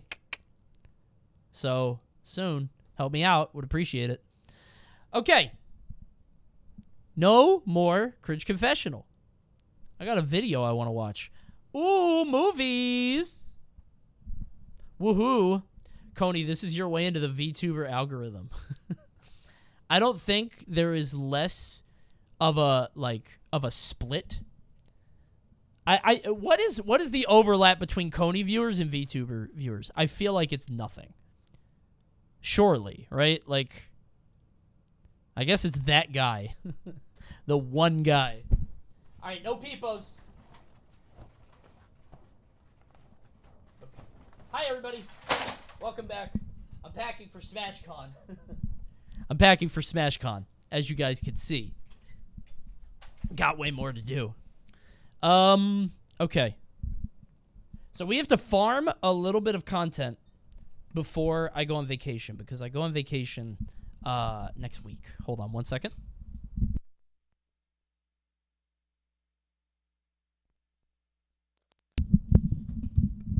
Okay, I'm back. Hi, everybody. Let's spin this. What? Oh, it's loose.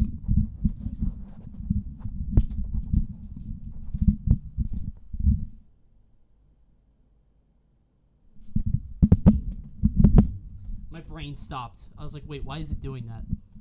I was so confused. Okay. Is it loud? Sorry.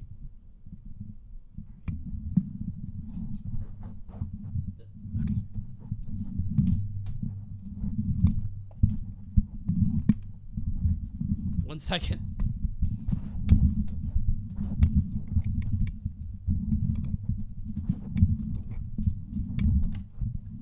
I don't even know if this is tightening. Am I doing it right? I don't know if I'm spinning it the right way. I think I'm going the wrong way. No, I was going the right way.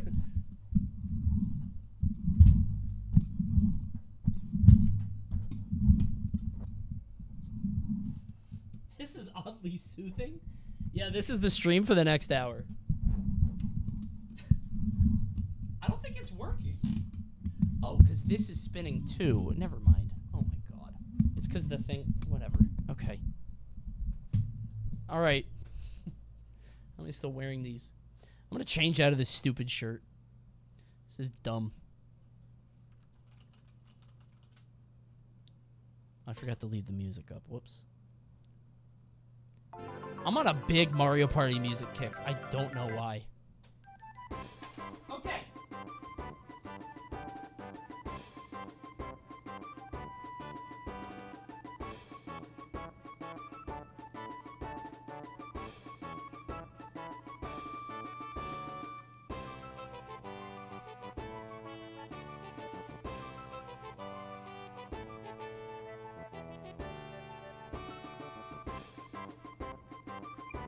Whew, much better.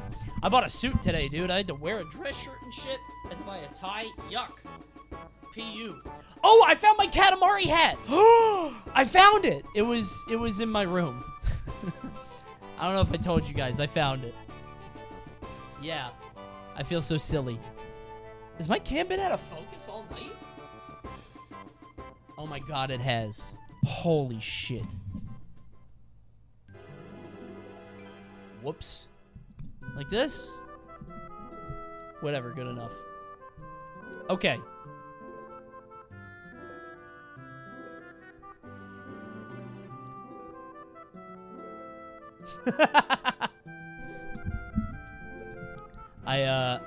Okay, so I told you guys I'm doing something live at SmashCon. There will be prizes. The guy that runs SmashCon just sent me something. So if you're there, join me. You might win a prize. For realsies. And actually, if you say you're a sub of mine, I might give you a better prize. And I'm not kidding. I don't know if I'm legally allowed to do that. But I'm going to have prizes, and they're going to be of varying worth. And if I like you, I might give you a better one. Not kidding. And I like you if you give me money. That's sort of the, you know, that's the metric. Okay.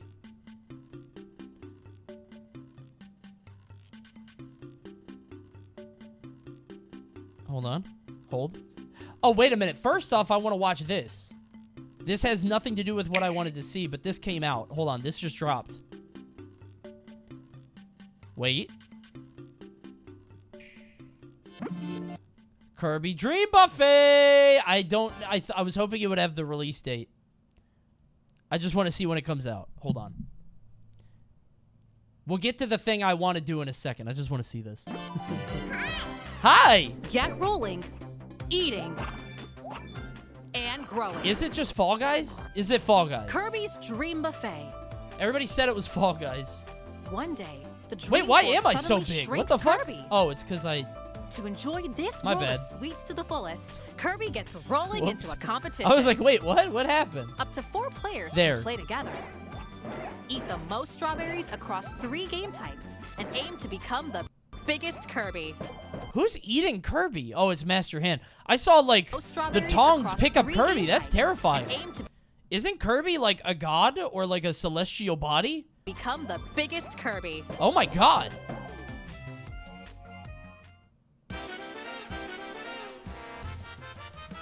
The first game type is Race. Eat strawberries scattered throughout the stage. Damn, that and Kirby's Kirby will moving. grow. The bigger your Kirby is, the more strength you'll have.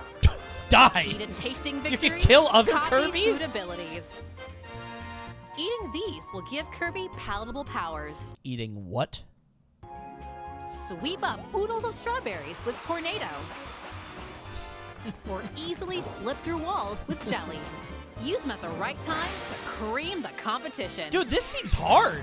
Reach the goal first, and you'll have a mountain of strawberries all to yourself. Ooh! The second game type is minigame. Gluttony game. Eat as Wait, the many game is called minigame?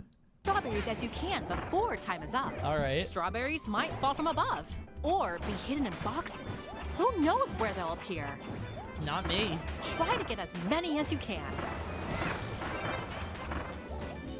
Finally, put your strawberries on the line. Oh, in the final shit. showdown, Battle Royale.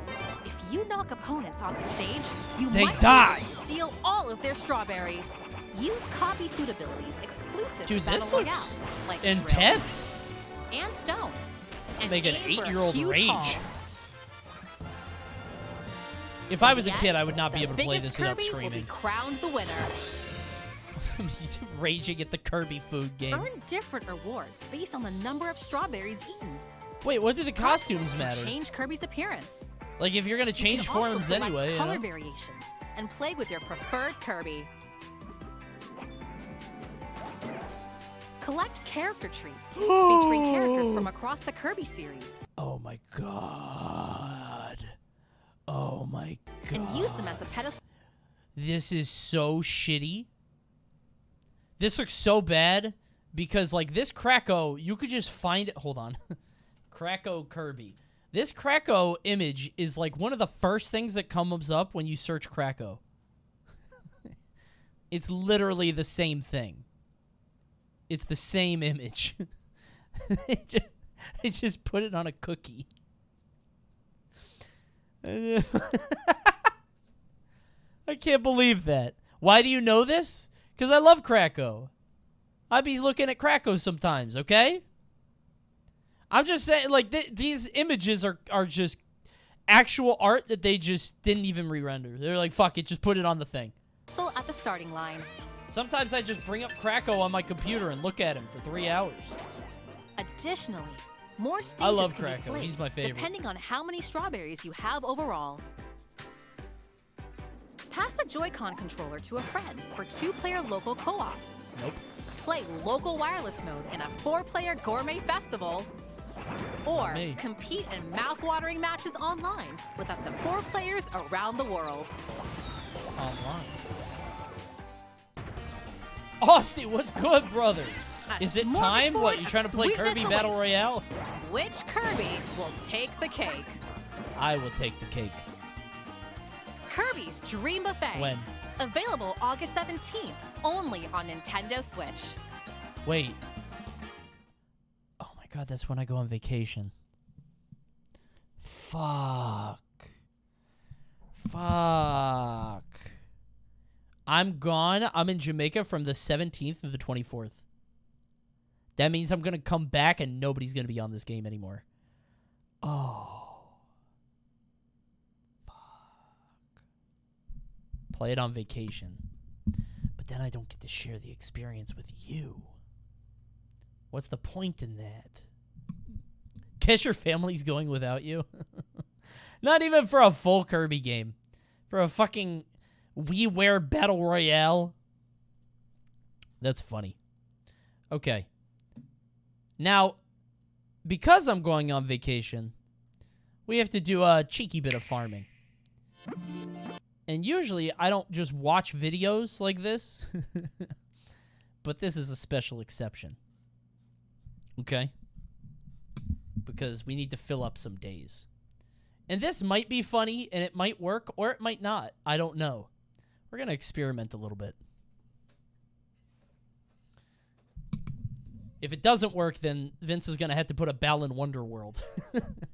He really doesn't want to do that. That playthrough wasn't especially fun. So if it doesn't work, he's got to dig deep into the archives, but we'll see. Thank you, Inferno. Okay. Fellas, you know I love cheating. I love cheating more than pretty much anybody, especially if it's funny. Cheating in gaming is one of the best skills you can acquire. But did you know that people also cheat in real games, too? Oh my God, it's true. People have cheated for real in front of thousands of people and been caught doing it. I just realized how dumb my hair looks. I got this haircut before SmashCon. Don't laugh at me. I hate this. Oh, this isn't so bad, actually. It's not so bad there. He fucked me up. But not as bad as these athletes fucked up. These are the top 20 athletes who got caught cheating on live TV in front of everybody. Now, I don't know if these are going to be funny. This sounds funny to me. I just saw this in my feed, and I wanted to watch it. Because watching people get caught for this stuff in like multimillionaires is very funny to me. So let's see if it's good or not. A picture of something so obvious it has. Is number one, do you think, the inflation thing, or is that still contested? I mean the Tom Brady thing, not the but the ball inflation. Like Tom Brady, you get it, right? It's everyone saying, how did you not see that? Cheat! Cheat! Cheat! Oh, I thought he was going to keep going. All sorts of cheating That's acts me. in sports that happen to be caught on camera. That's We'll me take a look at encouraging it. different Please. Professional athletes and the strategies they used. Some worse than others. Whatever corners these athletes tried cutting to make it to the finish line. and win, Yeah. They put the stuff on fair him. game Got for our him. list. You're out. Get out of here. Get out of here. Get the fuck out. This is me banning a chatter. Looking at your previous messages. Not even looking at you, brother. Send that unban request. Bozo. Number 20. Dwight Howard. Dwight During Howard? a game between the Atlanta Hawks and Houston I thought he was, like, Rockets, really good. Forward Paul Millsap immediately felt something strange as he was handed the ball during a free throw attempt. Millsap's telling him to look at the ball. Analyze it. Sticky. It was revealed to be a stickum, a glue-like substance once used by wide receivers and defensive backs to get a better grip when catching footballs. Wait, these are real? Okay, this is going to sound really stupid. I didn't know that this was real. This is a big deal in a movie called The Little Giants, which is an old football movie from when I was a youngin', which is a team of ragtag junior league pee-wee football players, and one of them is a catcher and a wide receiver, and he can't catch the ball. And so they coat his hands in like a tar or something, and I was like, wow, that's silly. What a funny movie. Except they did it for real? The culprit who was using stickum was Dwight Howard, who had touched the ball shortly before Come it was on, in possession Dwight. of Millsap. Although it is Everybody's illegal gonna to touch use in the same NBA, ball. He was neither fined nor reprimanded. Once a player smothered himself in stickum? Coated head to toe. You just try to attach to as many defenders as you can. If you're like a defensive linebacker and you're just trying to grab everybody, scoop everybody up. For his actions. He even went on record saying he had been using it for many years. Players, Damn! coaches, and media outlets couldn't even fathom the advantage it could give. He said, why y'all one should have would caught me even already. use it in a sport like basketball, which Katamari probably explains why Howard came off scot-free. Is that disrespectful to the game? No, it's not that big of a deal, but you can't use sticking because other guys need the ball too. Number 19. So true. Other people need the ball. Tony Romo. Don't cheat, because This one's other people kinda need to funny. play. After a run by So Dallas based. Cowboys running back DeMarco Murray, which saw him get just short of getting the first down on a 3rd and 1, the officials and players were standing by, and in a very brief moment, Romo moved the ball forward on the line with his foot. But he wasn't fooling anyone, and the ball was quickly placed Wait, back really? at its original spot. Romo gave it a little foot wedge there. Speaking on the I thought I missed it. Bro, I thought I missed it for a second. I was like, wait, that was so subtle. And everybody in the room is looking at the fucking ball. Everybody in this fucking stadium is looking at the same thing. Tony. Hold on, where was it? Yeah, there he is. Well, maybe the refs are distracted. He really thought. Look at this. Everybody on both teams is looking down. No. This is an actual caught trolling moment. Tony Romo gave it a little foot wedge there. Speaking on the incident after the game, Got his Romo ass. jokingly claimed that he was hoping that no one would see it. And then he said he actually slipped. Kidding or not, we hope it was all in good fun. Number 18, Damn, Tony. Martin McSorley. In Game 2 of the 1993 Stanley Cup Final, the Montreal Canadiens then head coach Jacques Demers asked that LA Kings defenseman Marty McSorley's hockey stick be inspected, claiming it to be illegal. Right now, we're going to have a measurement. He was playing with like a baseball bat. Marty McSorley. I couldn't think of anything funny. What's a really funny thing that would give somebody advantage in hockey? I don't think there is something. Could you cork it? Is that a katana? That's kind of funny. A broom? That wouldn't help, though. I was trying to think of something funny that would, like, help you in hockey. Maybe, like, a big broom, like a Swiffer broom. Let's do a little bit of comedy workshop. What is it? A frying pan? No. A gun? No. A golf club? No. A guitar? No. A penis. I can't. That's a good one.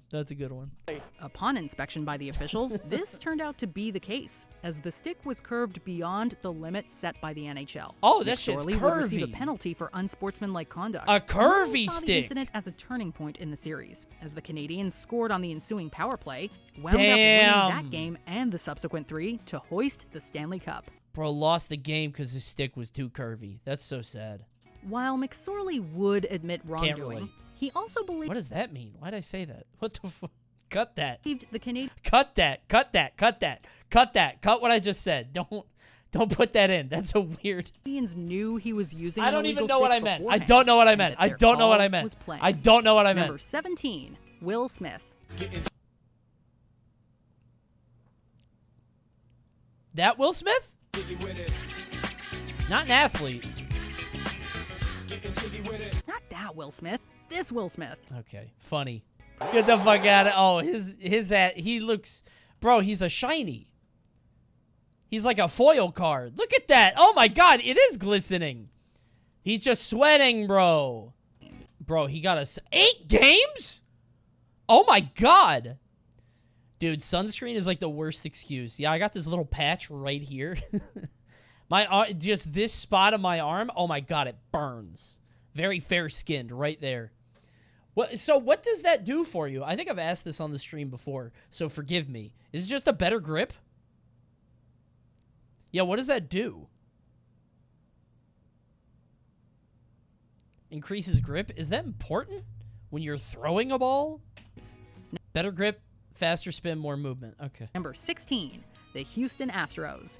The scale of this cheating scandal was so large that live TV was just one of the ways this MLB team was caught cheating. Using Wait a minute. that live TV was just one Did I catch it? of the ways Look at this guy's hand. Look at this guy's hand. this MLB Is he cheating? What's he doing? Oh my god, they blocked it. Oh my god, this goes all the way to the top.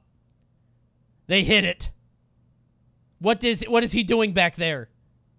Was caught cheating. Unbelievable. Using unauthorized electronic equipment. He had something in there. The team would utilize live video feeds to decipher and uncover the signs made by opposing team catchers I do remember during this. games. Right. The information Yeah. would then be relayed to the We've players seen by way this. of banging noises made by hitting a garbage can, which can be heard on live television. Change up. Bang, bang. That sequence is so upsetting. That's There's no funny. way that is done without technology. Is that cheating though? I mean, it literally is, but like, how do you stop that, right? I feel like you just got to get with the technology, and then you decipher the signs, and when you know that they're doing that for the things, then you change the sign, or you change the pitch. You know what I mean? You got to adapt to the cheating. 3 steps ahead. They continued to use this system until they were eventually caught in 2019. To make matters Right? worse, in the aftermath, the players would seem unapologetic is for don't be a taking bitch. part in the scheme. I am really sorry about the choices that were made. She says they seemed unapologetic, and the first thing he says is, "I'm very sorry." By my team. Oh, never mind. By the organization. He said by my and team. by He didn't me. do shit. Oh, never mind. Okay. I've learned from this, and I hope to regain the trust of baseball His fans. ass is not Number sorry. 15, Rivaldo Ferreira. In this group match between Damn, he knocked that dude out. Upon review by the World Cup's disciplinary committee, it was determined that Ferreira did indeed simulate being fouled and was subsequently fined for his actions. Simulate being fouled? Soccer players are so funny, man. I think I need a video of that. Like the most extreme soccer player flops. That shit is so funny to me. Ferreira would even later admit to flopping, but noted that Ursal should have been sent off regardless. Well, that's one way to deflect. Number 14. All right, I may have been cheating, but that guy should have been off the field. No Simon question. Dyson. At the 2013 BMW Masters Tournament in Shanghai, Simon Dyson was caught using his ball to press down a spike mark in the line of a putt. He also didn't add a 2-shot penalty to his card, resulting in him signing off on a false score. He was later disqualified from the tournament for the move. So we reviewed the footage with Simon today, and there's no other option but to advise him that he was in breach of Rule 16(1)(a). Dude, that's crazy. So wait, so when he picks up his ball, he like punctures the ground a little bit, so the ball, like on the way, oh, dude. For that action. That's smart. And that does lead to Who cheats in golf? While fined. People who want to make it more interesting, I guess. It's the only way to make this shit watchable. I would fucking love golf if the rule in golf was you could, well, I guess this already is the rule. I was going to say, if you could cheat as long as you don't get caught. You're allowed to cheat in golf, but if you get caught, you're gone. But that's literally the rules everywhere, I guess. That doesn't do anything. That's literally every sport.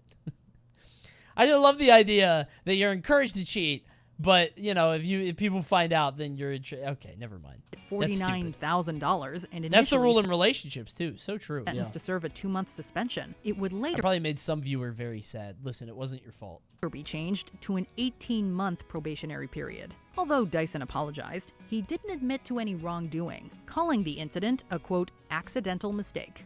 Number 13, Patrick Reed. Accidental mistake. There's nothing worse than a cheater who's cheated more than once. There have been several instances of foul play on the part of Reed, but this one might take the cake. During the third round of the Hero Aaron World Ryan Challenge in of golf. 2019, Patrick Reed can be seen practicing his swing in the bunker. He was later penalized. He's digging that shit out. Oh, hell no. He's digging his ball out of there. That's smart, dude. That's pretty good.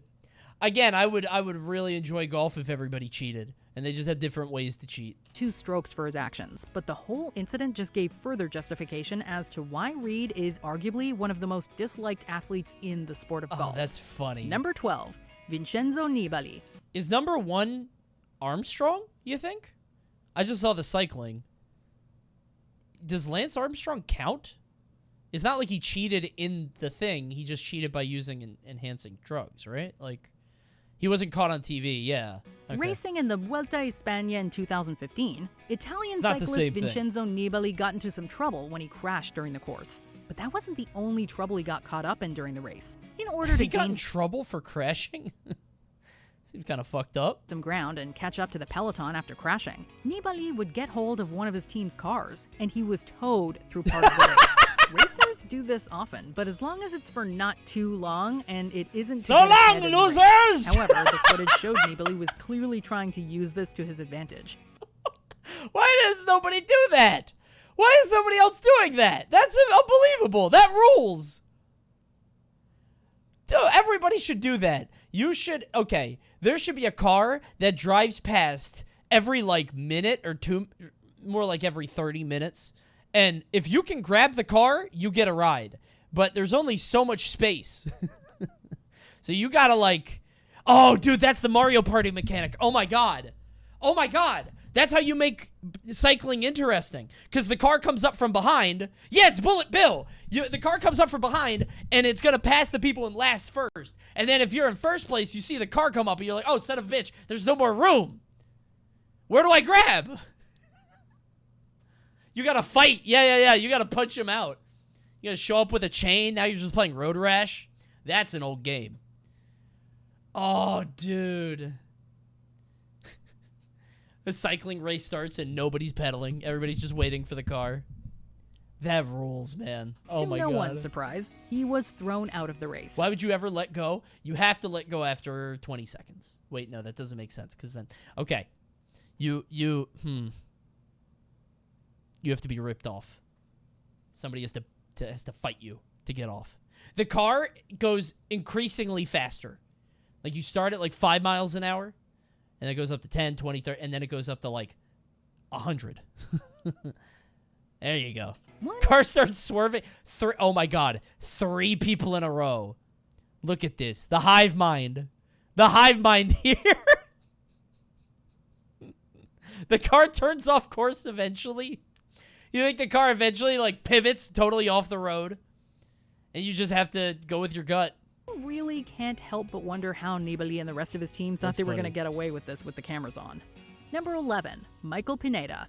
When weather conditions are cold, athletes often resort to certain tactics to deal with the season's conditions. Wearing an extra layer of clothing, gloves, or even just putting a big old jacket over yourself when you're on the bench. But for Yankees pitcher Michael Pineda, his trick was to use pine tar. During a game against the Boston Red Sox, then team manager John Farrell spotted the substance on Pineda's neck. He was checked by the umpires, and when they discovered it to be pine tar, Pineda was ejected. And they're throwing him out of the game. Got his ass. Went to his Actual neck got and he said control. there's something on his neck, so Pineda is being tossed. Pineda was suspended for 10 games. This is the past. I don't want to talk about that. So I know I'm making a mistake today, and that's it. Number 10, that's Sammy it. Sosa. Okay, that was kind of boring. Yeah, he cheated, and everybody said he cheated. Let's see what the rest of the crew can discover here. During the boys on the playground when somebody catches a cool bug. Bro, is that a beetle? Look at the wings. Cool. During a game between the Chicago Cubs and Tampa Bay Rays in 2003, in the bottom of the first inning, outfielder Sammy Sosa hit a ground ball so hard his bat snapped in half. Players investigated the pieces of the broken bat and noticed pieces of cork, a material that's banned in the MLB. Okay, that shit is so funny to me. It just the bat breaking is so funny, and I know it's normal sometimes, but that shit is hilarious. So the fact that it's a ground ball, like not even going that far, was ejected, and he later claimed he chose the wrong bat during the game and that he only used it during practices. Sosa was suspended for 7 games, and many consider this to be another blemish on his otherwise impressive and Hall of Fame-worthy career. Anybody remember Sears? Huh? Who remembers Sears? Press 1, comment below. Hey, leave a comment, subscribe if you remember Sears. Have you been in a Sears lately? Shit's sad. Dude. There is a Sears at Annapolis Mall, and it's gone now, but holy fucking shit, man. It's so sad to go in, like, to a Kmart or, like, a store that's clearly dying. You know what I mean? It's like visiting, like, somebody who's on life support in the hospital. It's like, oh, man. Listen, I just need this HDMI cable, but I hope you feel better. I hope things turn around, Kmart. Don't worry, you'll get it together. Don't worry, Kmart. Everything will be okay. I used to get emails from Kmart, and they were, like, guilting me for not showing up. They're like, hey, we miss you. Would love to see you again. What the fuck, Kmart? Be parasocial with me. What the fuck? It's been a tough week for me. Capitalist Coney sees the same feeling seeing a store as a family member. Well, guys, businesses are like individuals. Businesses are like people. Okay? Again, I just want to apologize. That's what all my heroes say. The mistake that I make. Number 9, Luis Resto. On the night Oh, of hell yeah, June boxing 16, cheating, 1983, please. boxers Billy Ray Collins and Luis Resto squared off at Madison Square Garden. For 10 By the way, Hazmat, don't think I didn't see you in chat. Everybody say congratulations to Hazmat. He got married. A married man in chat. Congratulations to Hazmat. That's my fucking guy. Congrats, brother. The honeymoon looked beautiful. I hope you guys had a good time. Gonna be sad not seeing you at SmashCon, though. Bro, we gotta talk about Nope. I tweeted about wanting to talk about Nope. And fucking, I was like, okay, we'll get dinner at SmashCon and talk about it, but I can't talk about it because I don't want to spoil it for people. Good movie.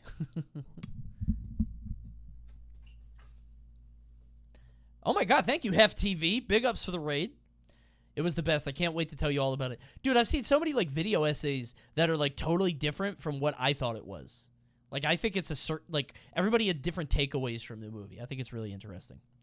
Good movie. Good movie. Go check it out. 10 rounds they went back and forth, but Collins looked practically unrecognizable after having taken significant damage. When the match shit, he got a concluded, horseshoe in his glove. Resto went to shake the hands of Collins' corner. One of the cornermen, who was Collins' father, noticed something odd with Resto's gloves. Well. Well, got his ass. No, hold it right there. Actual got caught trolling. Ow, my hand! He's squeezing it! Ow! Let go! He's gonna injure me! He's gonna have the old Bugs Bunny bit. He's gonna turn the glove upside down. Out of it comes like some cinder blocks, horseshoe, a piano, a live bull. Oh, cheating ass. Something odd with Resto's gloves. Oh, no. Dude, do you know how bad that must feel for the guy who cheated? Let's think about that guy. Poor that guy for a moment. An anvil. A safe. Poor that guy. You finished 10 rounds. You thought you got away with it. Everything's looking good. And then... He realized there was a lack of padding, and it was later confirmed by a referee. The New York State Athletic Commission went on to suspend Resto and his trainer, Carlos Lewis, and both men even served prison sentences as well. 18 days after what had briefly appeared to be his greatest victory, right? That's mad dangerous. Louis Resto's boxing career was over. He just wanted to cheat. This is so Sedge. But the consequences of that night in the ring, for Louis and so many others, were just beginning. Resto would never box again. Sadly, Billy Ray Collins' eye was damaged beyond repair and was told he would never fight again. And oh my God! He would suffer from depression before he passed away in a car accident. Number 8. Oh my God, dude! What the fuck? Oh, Jesus! Cut that from the video, please. That's so... Jesus Christ! Watch Mojo kind of killing the vibes here. Oh my God, dude. All right, maybe. Okay, I think cheating. I think I've changed my mind. I'm a little bit more informed now. I actually don't like cheating now. Cheating is actually bad. I hereby stand against cheating in sports. 8. Tom Williams. It's Tom important Williams to change came onto your the mind field when you with 1 get point new between the information. teams and just 10 minutes left. I understood from what Dean said that I'd be coming off at some point before the end of the match with a fake injury, but I had no idea how this would work. In the second half of second soccer clip, second fake injury. The Heineken Cup Fucking quarterfinal love it. match between Harlequins and Leinster, star Nick... Cheating is okay if it's funny, though, right? Yeah, but, like... See, okay, here's what it is. If he put shit in his glove, it would have been funny, because you're adding stuff. But it had to be a funny thing. Like, if he put, like we said, an anvil or something. If he put an anvil into his boxing glove, it would have been funny. If you don't have anything in there, taking something away makes it not funny, right? Because you're not adding anything. There's nothing funny there. You know? This is rugby? Whatever.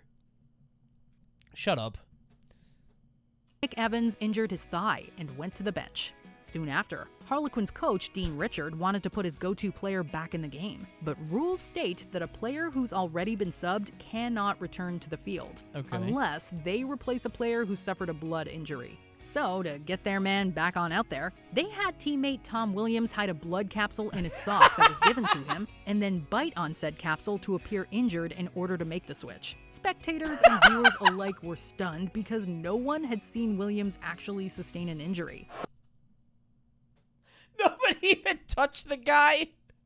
It's like Oregon Trail and he has dysentery. Oh no. He's hemorrhaging. Rugby is so boring. He's dying. Who punched Tom Williams in the mouth? Tom Williams? Dubbed Bloodgate. Oh my God, the announcer's savage. That's funny. And as I said, fuck you, Tom Williams. That's crazy. Honestly, though, I would believe it in rugby.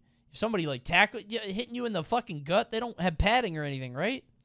I could see you sustaining an internal injury, right? Suspensions and fines were given left and right when the scheme was uncovered. Bloodgate sounds like a Kazuya move. Okay, normally I'd be mad at you for smash posting, but that is kind of funny. However, the most ridiculous and telling moment may have been when Williams winked at the bench during the incident. So much for being discreet. Number 7. What? Are you fucking kidding me? What are you doing? The camera's on you. Everybody in the arena's this is an actual Arrested Development moment. This is something out of a show. This is something Job would do. A wink gate. What? What are you doing? That's oh, speaking of Kmart, check it out. There it is. See, in Australia, Kmart is called Cougar. That actually might be true. Australians have. I was watching Northern Line today. He was doing an Australian like a candy snack quiz. It was so funny. Like he'd be like, "What the fuck is that?" And it was just like a lifesaver. But in Australia, they're called like Choswazzlers. That quiz was hilarious. Yeah, I was playing Cult of the Lamb, and I had him on the other monitor. Fizzy Tinglers, like what the fuck? They call something Fizzy Tinglers. Teddy Grahams are called Tiny Teddies. The Cullen Skink. Yeah. All will be revealed. Okay, we have a lot of Northern Lion fans here. I was there for that. Bro, the packaging is so ominous. The packaging was so... They had a candy that said, all will be revealed. They had something called Clinkers. You can't say... No, I can't Northern Lion post. People are going to go watch him instead. I know he's not live, but they're going to go watch his VODs. Excellent streamer. Oh, my God.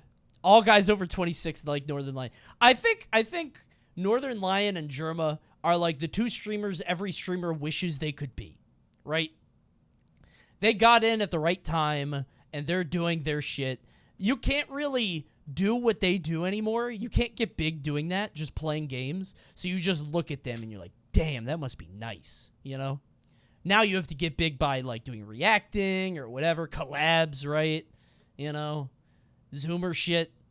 Those two got in at the right time, and they deserve to be because they're extremely funny. They're the best. Ugh. Incident. So much for being discreet. Germa didn't get big just from games. No. Germa had big stuff. I'm just saying, like, Germa could just play Lord of the Rings for PS2 and 7,000 people would watch. You know what I mean? That's not normal. Number 7. Men's Australian cricket team. Looking to gain an advantage in a match against South Africa, 3 players from the men's Australian cricket team hatched a plan to add some scruff to the ball using sandpaper, as this serves the bowler better control of its movement when it's thrown. See, by keeping one side of the ball shiny and smooth, and letting the other side rough up, the ball, when bowled in the right way, can move through the air towards the rough side. I'm gonna fall asleep. That's because air flows differently over each side of the ball, making it really... Why are you guys analyzing the ball? difficult for batsmen to play. The sandpaper was hidden under Cameron Bancroft's pants. Bro, did you guys know cricket matches can last like days or weeks? What the fuck? And after using it on the ball, he tried to hide it by shoving it right back in there. The camera was on him when it happened, and he was caught red-handed. Bancroft and the two other players, Steve Smith and David Warner, admitted their attempt to cheat. And while it was unsuccessful, it still remains an embarrassing and dark chapter in Australian sports history. I made a serious error of judgment, and I now understand the consequences. I am extremely disappointed and regret my actions. I'll do everything I can to make up for my mistake and the damage it's caused. Number 6, Thierry Henry. The incident... Bro, his name is Terry Henry. Why does she always do this? The Watch Mojo lady is so cultural. Thierry Henry. It's Terry Henry. It says right there. The incident has been labeled Le Hand of God, and with good reason. In 2009, during a World Cup qualifying match... But she said, wait a minute. She said Le Hand of God? Not the hand of God. You had to... Yeah, only one word is French there, huh? Really? Okay. Le me. Be le me. Le goaling. Between France and Ireland. The latter was up by 1. But stupid. In the final minutes of the game and in possession of the ball, France's William Gallas scored to tie the game. Oh, it's in the net. So, wait, somebody asked me if I would work for Watch Mojo. You know what's crazy? And I'm not kidding about this. I when I was working my corporate job before I, like, took streaming seriously, I didn't think I could, like, make it as a streamer or do well. So I was like, maybe I'll, like, work for one of those top 10 things and work VO. I'll, like, go apply for Watch Mojo or, like, you know, like, what was another one? What Culture? Something like that. You know? That'll be my thing. Thank God I didn't do that. Oh. Having won in the previous leg against Ireland, France was declared the winner. However, upon review of the goal, it was clear that striker Thierry Henry touched the ball with his hands before passing it to Gallas. The goal stood, and France went on to qualify for the World Cup. The football community was shaken and outraged. And the incident is still considered by many as one of the biggest controversies in the sport's history. I thought they would show it more clearly. Scored to tie the game. Oh, it's in the net. It's a goal. Having won in the previous leg against Ireland, France was declared the winner. So he touched the ball here. With his hand? Oh, I guess he did. Okay. Previous leg against Ireland, France His left hand after. Wrong guy. Okay. declared the winner. However, having won in the previous leg Wait. against Ireland, France was declared the Oh. winner. However, Okay, wait a minute. That was kind of subtle. Yeah, he kind of like, he stops it from going out. I see. So it was going to go out, but he stopped it. Okay. Bro, he would have gotten away with it. The goalie tried to tell them. France Look at was the goalie. declared He's the like, winner. no, no, However, no. Upon review of the goal, it was clear Yeah, that he striker tapped Thierry it. Henry touched the ball with his hands before No, passing it to no. Gass. The goal stood, and France went on to qualify for the World Cup. Oh, that The football sucks. community was shaken and outraged. Cheater! And the incident is still considered by many Hit the Bobby as one Big of Balls. the biggest controversies in the sport's history. I need that You on the saw the game? soundboard, actually. Oh. You Zip, saw the zip. game. All the European people saw the game, saw the situation. Number 5, Joe Negro. They're checking him all over. I've never seen him do a search like this. Looking at these scenes from 1987, this former Minnesota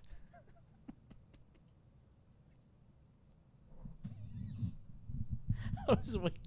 Okay. All right, listen. I was waiting for chat to catch up, and I wasn't going to laugh if you weren't. Because if I laughed and you guys were like, Coney? but you guys all analyzed. So now I feel okay letting it loose. It's so stupid. We all heard it, I know. But if I said, Joe who?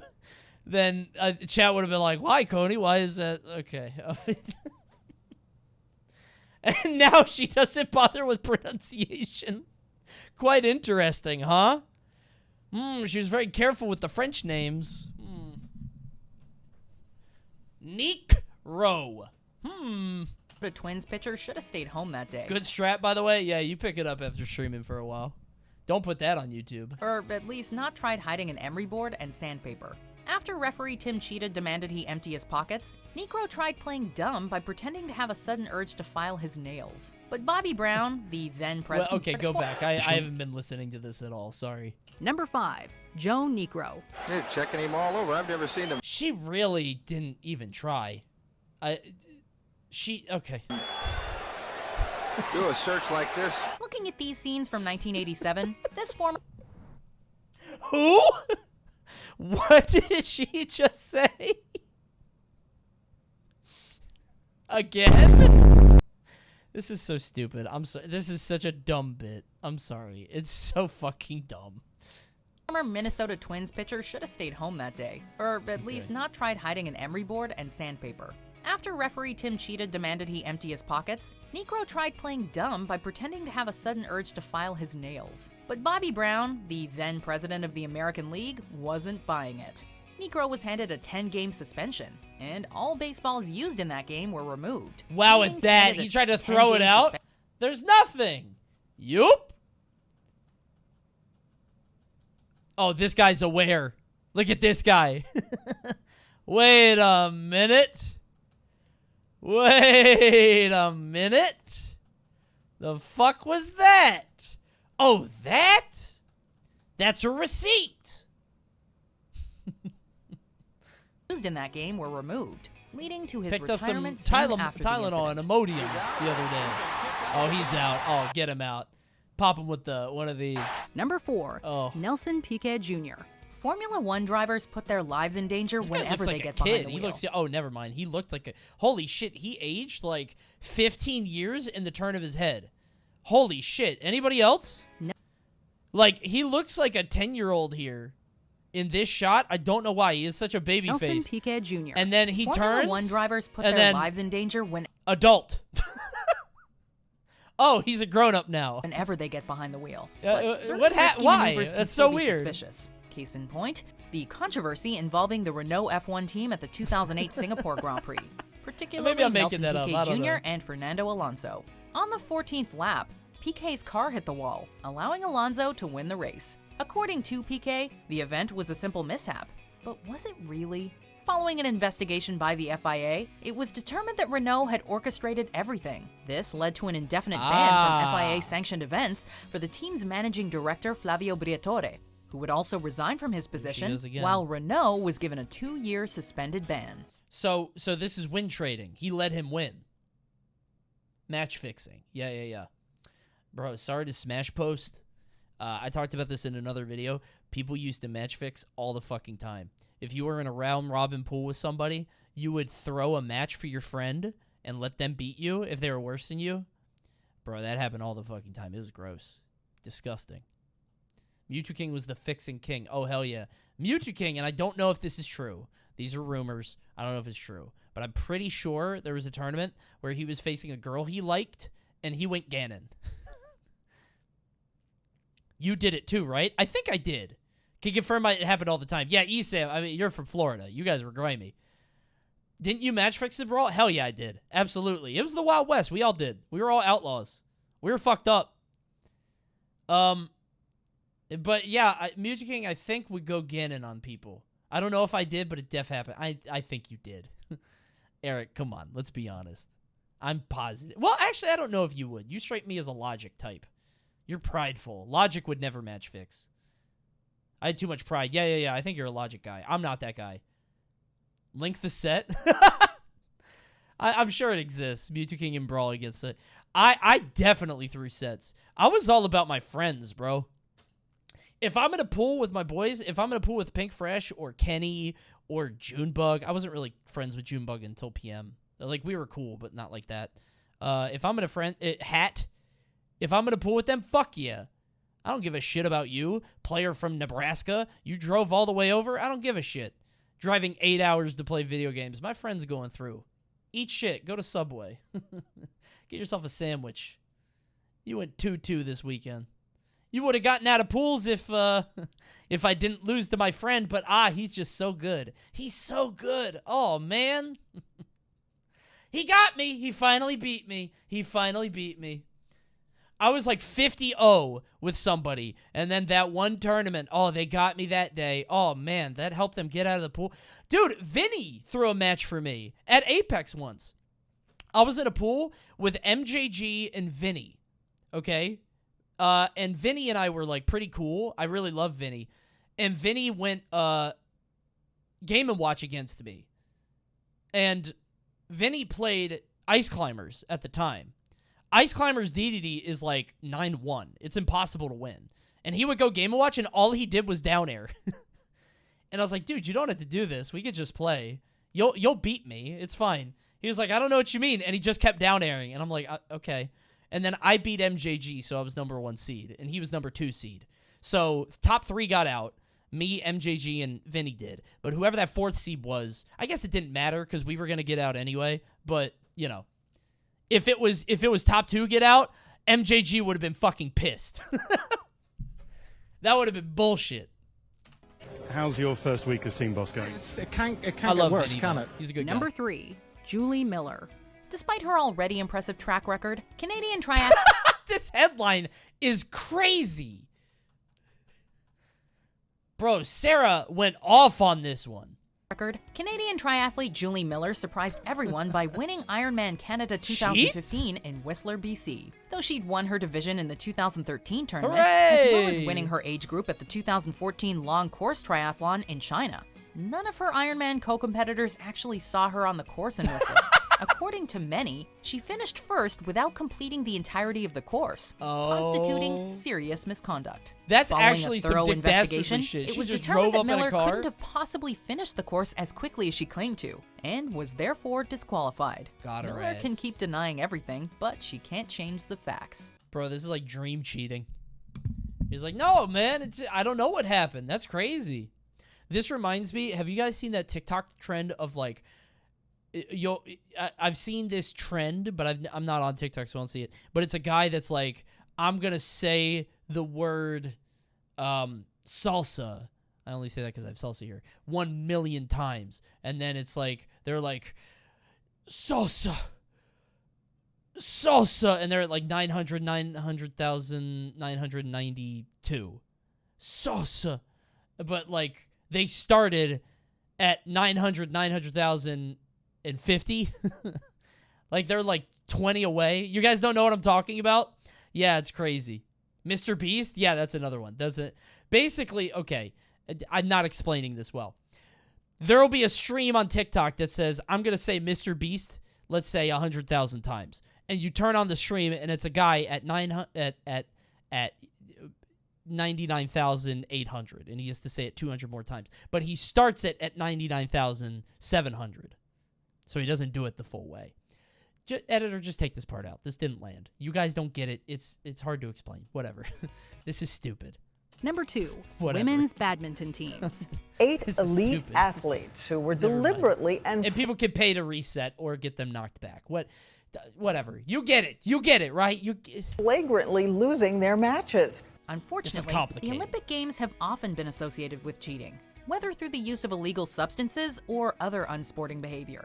Take, for example, the Chinese badminton team at the 2012 Games in London. For a team that's usually a threat, they were seen committing numerous errors, such as deliberately hitting serves into the net. Despite many warnings from the referee, the Chinese team kept with their game plan, one that would be mimicked by the South Korean and Indonesian teams. The purpose of all this? To avoid getting drawn against stronger teams too early in the competition. A little bit of bracketology. Throwing matches to get easier brackets. Yeah. How do you even enforce that? How do you even know if somebody's, You're just like, hey, you should have beat that guy. You're cheating. You were supposed to win, but you didn't. That means you're cheating. I don't think you could stop that, right? You can't prove it until it's too late. Yeah. Again, this is something I used to do. I would, if I knew I had to fight somebody, I would look at the bracket and I'm like, I can't beat that guy in winners, but I can go through losers and get second. And I would do that. And I would get second. This shit works. Yeah. Thankfully, the dodging IOC the boss. Yeah, it's like, yeah. I did that for sure in Brawl. Yeah. It's like, it's just taking a different path. You know what I mean? Diverging paths. Qualified them, though those in attendance did not get refunds. Depressing. I mean, who wants to sit through something like that? Before we continue, be sure to subscribe to our channel and ring What's the bell number to get one? notified about our latest videos. What's number 1? There's got to be an obvious one, right? It's Deflategate? No, because they didn't do that live on TV. The bike guy? That's what I thought it was Armstrong, but I don't think he got caught live on TV. You have the option to be notified for I don't occasional think so. videos or all of them. If you're on your phone, make sure you go into your settings and switch on notifications. Phelps? Number 1, Diego Maradona. Who? Nobody said that. Did anyone say Tyson Earbite? Wait. Why isn't that on the list? Wait a minute. Bro, we should have... Yeah, it should have been Tyson. What the fuck? That's crazy. That isn't cheating. It's being an asshole. Biting isn't cheating? In boxing? Why did they get away with it? How is that cheating? He bit his fucking ear off. Are you kidding?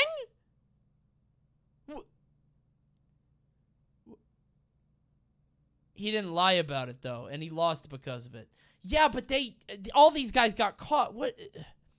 Tyson didn't cheat. He straight up assaulted the guy. But are we? I don't understand. It's still cheating. What if the ref didn't notice?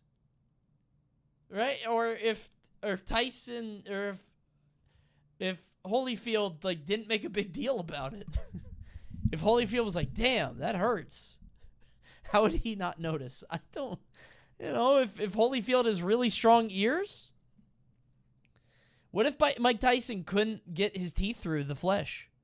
He spit his ear out. What if he swallowed it? Nobody would know. Could have just eaten his ear. There's nothing in the rules saying that he can't eat the ear. There's no rules saying a dog can't play basketball. Did Tanya Harding cheat? Now that is an interesting question. Let's consider the implications. I mean, it didn't happen on the field, so I guess not. It's not like she came out during the figure skating competition, This is so stupid. In June All right, of what happened here? I'm 1986, curious. During the World Cup quarterfinal match, Air Bud should have been on this list. Number 1, Air Bud. There may be no rules saying a dog can't play basketball, but maybe there should be when the dog is this good. Air Bud led his team to a 101 to 100 point victory against the bad guy who probably worked for the Pound or something. The bad guy was dragged off kicking and screaming, surely to go to jail, but maybe we should have taken Air Bud to the Pound. Match between England and Argentina. Please make a shitty Watch Mojo video. That sounds like a very funny idea. Yeah. The score was still 0-0 That in the good. 51st minute when Diego Maradona received the ball from midfield. He raised his left hand, making the ball The bad guy deflect- in Air Bud is actually a clown. Wait. Air Bud bad guy. Has anybody ever searched for... Oh my god. Oh my god.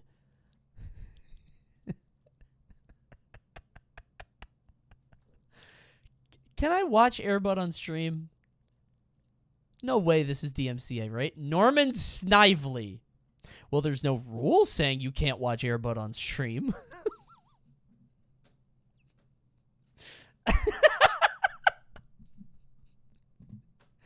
Nobody owns Air Bud. I could definitely do a secret stream. I've never seen Air Bud. I want to watch Air Bud now. I've literally never seen it. Create a second Twitch. I have one. I second stream very rarely. It's when I don't want to like have cam on and I just want to play a game or something. It's very rare. I did it the other night with Multiverses. I played with my friend Malcolm. That dog is dead, so yes. Yeah, but his estate might come for me. Air Bud LLC. into the net. Okay, what happened? Score was still 86 during the World Cup quarterfinal match between England and Argentina. The score was still 0-0 in the 51st minute when Diego Maradona received the ball from midfield. Okay. He raised his left hand, making the ball deflect into the net. It's put back over the top, and Maradona has... Making the ball deflect into the net. It's put back... Got his ass. You know what's crazy? This... Oh, man. Like, you would have needed to get, like, a crack team on this back in the 80s. Right? There's no... Were there replays back then? Like, could you watch this again? Like, this is... I wouldn't have seen this. I would have been like, damn, Maradona went crazy. Over the top, and Maradona has scored. In the absence of VAR, which would not appear in association Oh, look at that. football Oh, until decades no. later, referee Ali bin Nasser let the goal stand. Despite many protests and questions... He's Omega laughing. I cheated. Circling the incident, Maradona claimed the goal was scored by the, quote, hand of God, an expression that has since become legendary. Did you enjoy this video? That's funny. Oh my god. Isn't this every horror movie? Maradona was treated like a religious figure in Naples. Is it Naples? I've only seen that word written down. Naples? Naples? Take a nice Naples? When we went, his face was everywhere on so much touristy merch. There were literal statues. Oh my god. We're still raging in the UK. That's funny. Is this like, what? Isn't this every horror movie? I feel like every horror movie, the crazy guy's right? Can you watch The Strangest Athlete in Sports History? We've seen it, unfortunately. We've watched it on stream. Good movie. Good movie. How do I feel about cheating? I still don't know. Oh, wait. No, I did find out. Never mind. Don't put this at the end. I forgot about the sad story halfway through. How do you feel about cheating? I shouldn't ask that. I shouldn't. That could go bad. Leave a comment below. Like and subscribe. Don't cheat when you hit the subscribe button. You better do it. And if you do cheat, you better resubscribe. And I won't get mad at you, I guess. Bye. Say bye, chat. Bye, YouTube. Oh, thank you, Obese Duck. See, that's how you get into the YouTube video right there. You just sub right at the end. And if anybody else did it, they would get into the YouTube video. You would get into the video if you dropped a Prime for free right now. You get to be on the big screen. Here it comes. You're gonna be famous, and everybody will see it. Here we go. And okay, all right. I saw stop streaming. Oh, there it is. Oh, Ed Lion in the YouTube video. Thanks for watching. Bye. Bye. Bye. Goodbye. Thanks, Gizmo Radio. Thank you, Mateo and Goal. Thank you, Mythical Radio. Bye. Oh my God, these are really bad intros and outros tonight. I'm burnt out, dude. Dude, when I'm burnt out and I'm like tired and I've been working too much and like I need a break, the first thing that goes for me are intros and outros. I can't fucking do them. I can't do them. I ramble too much, or it goes too long, or it's bad. First thing to go. Crazy. Okay. Whew! Thank you guys for the subs.